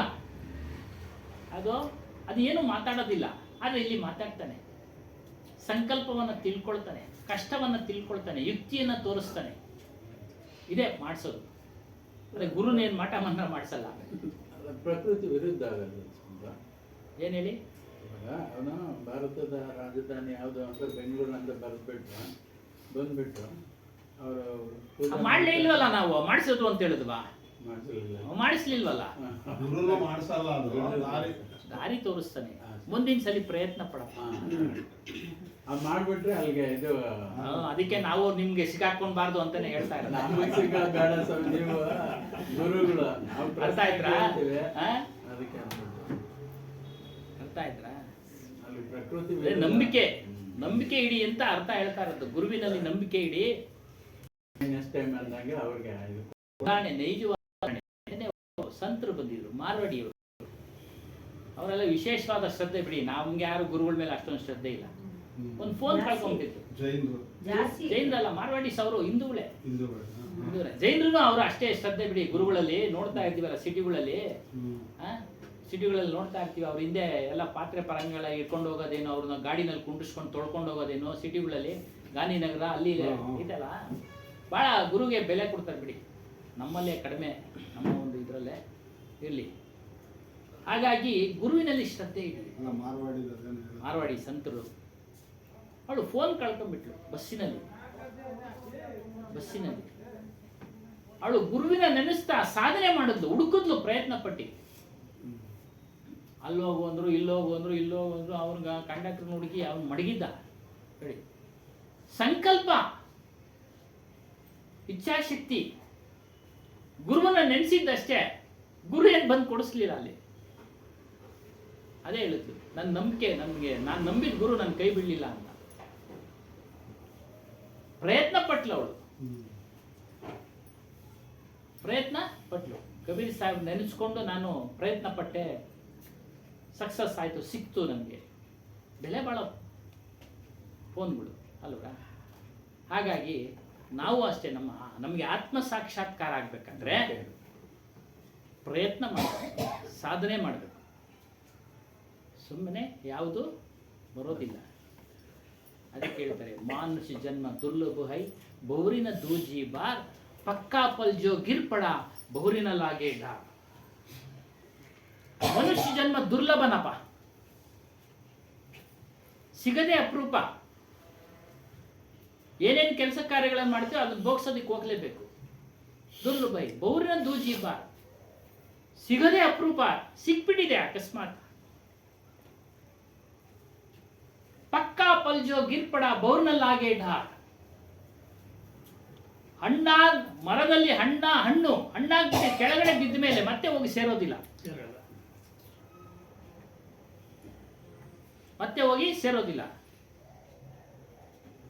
ಆದರೆ ಮಹಾಭಾರತದಲ್ಲಿ ಒಂದು ಕಥೆನಲ್ಲಿ ಬಂದ್ಬಿಟ್ಟಿದೆ, ಸೇರ್ತು ಅಂತ.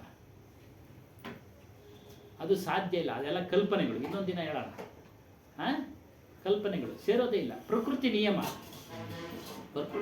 ಹೇಳಿದ್ವಲ್ಲ, ಪ್ರಕೃತಿಗೆ ವಿರುದ್ಧವಾಗಿ. ನೋಡಿ, ಪ್ರಕೃತಿ ವಿರುದ್ಧವಾಗಿ ಕೆಲವು ವರ್ಣನೆಗಳನ್ನು ಮಾಡಿಬಿಟ್ಟಿದ್ದಾರೆ. ಅದಕ್ಕೆ ಹೇಳಿದ್ದು, ಮೂಢನಂಬಿಕೆಗಳನ್ನೆಲ್ಲ ಬಿಡಿ ಅಂತ. ಕಾಲ್ಪನಿಕ. ಅದೇ ರೀತಿಯಾಗಿ ನಮಗೆ ಮನುಷ್ಯ ಜನ್ಮ ಸಿಕ್ಕಿದೆ, ವಿಶೇಷವಾದ ಮನುಷ್ಯ ಜನ್ಮ. ಆಲೋಚನೆ ಮಾಡೋ ಶಕ್ತಿ ಇದೆ, ಚಿಂತನೆ ಮಾಡೋ ಶಕ್ತಿ ಇದೆ, ಪರೀಕ್ಷೆ ಮಾಡೋ ಶಕ್ತಿ ಇದೆ ಈ ಬುದ್ಧಿಗೆ, ಈ ಮನಸ್ಸಿಗೆ. ಹಾಗಾಗಿ ಈ ಮನುಷ್ಯ ಜನ್ಮವನ್ನು ಸದುಪಯೋಗ ಪಡಿಸ್ಕೊಡಿ.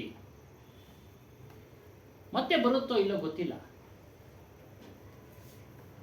ಬಂದ್ರೂ ಇಂಥ ವಿವೇಕ, ಜ್ಞಾನ, ನಾವು ಸತ್ಯವನ್ನ ತಿಳಿಬೇಕು ಅನ್ನೋದು ಬರುತ್ತೋ ಇಲ್ಲೋ ಗೊತ್ತಿಲ್ಲ. ಬಂದ್ರೂ ಸಹ ಸಹ ಗುರು ಸಿಗ್ತಾನೋ ಇಲ್ಲೋ ಗೊತ್ತಿಲ್ಲ, ದುರ್ಲಭ.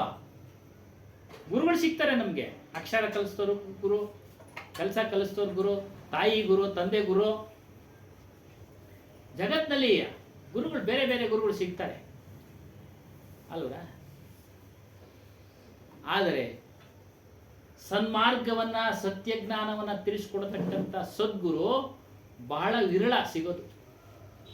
ಅಕಸ್ಮಾತ್ ಸಿಕ್ಕಿದ್ರು ಸಹ ನಮಗೆ ಇಲ್ಲಿ ಬಂದು ಕೇಳಬೇಕು ಅನ್ನೋದು ವಿವೇಕ, ಬುದ್ಧಿ ಬೇಕಲ್ಲ.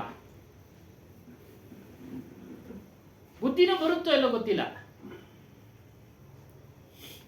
ಅದರಿಂದ ಮನುಷ್ಯ ಜನ್ಮವನ್ನ ಸಾರ್ಥಕಪಡಿಸಿಕೊಳ್ಳಿ ಅಂತೇಳಿ ಎಲ್ಲಾ ಮಹನೀಯರು ಹೇಳಿದ್ದಾರೆ. ಮಾನವ ಜನ್ಮ ಬಹು ದೊಡ್ಡದು. ಎಲ್ಲಾ ಮಹನೀಯರು ಯಾರೇ ಸತ್ಸಂಗ ಹೇಳಿ ನೋಡಿ, ಬಹಳ ಒಂದು ಭೇದ ಇಲ್ಲದೆ ಈ ಗ್ರಂಥವನ್ನು ಬರೆದಿದ್ದಾರೆ ಅಭಿಲಾಷ್ ಸಾಹೇಬರು. ಅವ್ರ ಜಾತಿ ಬಗ್ಗೆ ನಾವು ಹೇಳಬಾರ್ದು, ಅವರು ಬ್ರಾಹ್ಮಣರೇ. ಬಟ್ ಆದರೆ ಕಬೀರ್ ಜ್ಞಾನಕ್ಕೆ ಮನಸೋತು ಒಂದು 17 ವಯಸ್ಸಿನಲ್ಲೇನೆ ಸಹ ಒಂದು ಕಬೀರ್ ಪಂಥಕ್ಕೆ ಸೇರಿಕೊಂಡು ಬ್ರಹ್ಮಚಾರಿಗಳಾಗಿ ವೇದಗಳನ್ನು ಅಧ್ಯಯನ ಮಾಡಿದ್ರು. ಎಲ್ಲ ಶಾಸ್ತ್ರಗಳನ್ನು ಅಧ್ಯಯನ ಮಾಡಿ ಅದನ್ನು ಕೆಳಗಡೆ ತೋರಿಸಿದ್ದಾರೆ. ಇಂಟು ಇದರಲ್ಲಿ ಹಿಂಗೆ ಹೇಳಿದೆ, ಇದರಲ್ಲಿ ಹಿಂಗೆ ಹೇಳಿದೆ, ಋಗ್ವೇದದಲ್ಲಿ ಹಿಂಗೆ ಹೇಳಿದೆ, ಸಾಮವೇದದಲ್ಲಿ ಇದು ಹೇಳಿದೆ, ವಿಚಾರ ಸಾಗರದಲ್ಲಿ ಹಿಂಗೆ ಹೇಳಿದೆ, ಭಗವದ್ಗೀತೆಯಲ್ಲಿ ಹಿಂಗೆ ಹೇಳಿದೆ ನೋಡಿ ಬರೆದಿದ್ದಾರೆ. ಭಾಳ ಚೆನ್ನಾಗಿ ಹೇಳ್ತಾರೆ. ಸತ್ಸಂಗ ನೀವು ಯಾರೇ ಮಾಡಲಿ ಭೇದ ಭಾವ ಮಾಡಲ್ಲ. ಒಬ್ಬ ದೇವಸ್ಥಾನದಲ್ಲಿ ಪೂಜಾರಿ ಹೇಳ್ತಾ ಇರ್ತಾನೆ ಸತ್ಸಂಗ, ಅರ್ಚಕ ಹೇಳ್ತಾ ಇರ್ತಾನೆ ಸತ್ಸಂಗ. ಹೇಳಿ, ಸತ್ಯವಾದ ಶಬ್ದಗಳನ್ನು ತೆಗೆದುಕೊಳ್ಳಿ.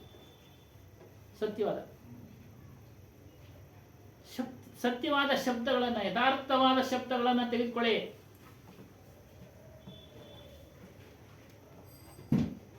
ಯಾರನ್ನೂ ಸಹ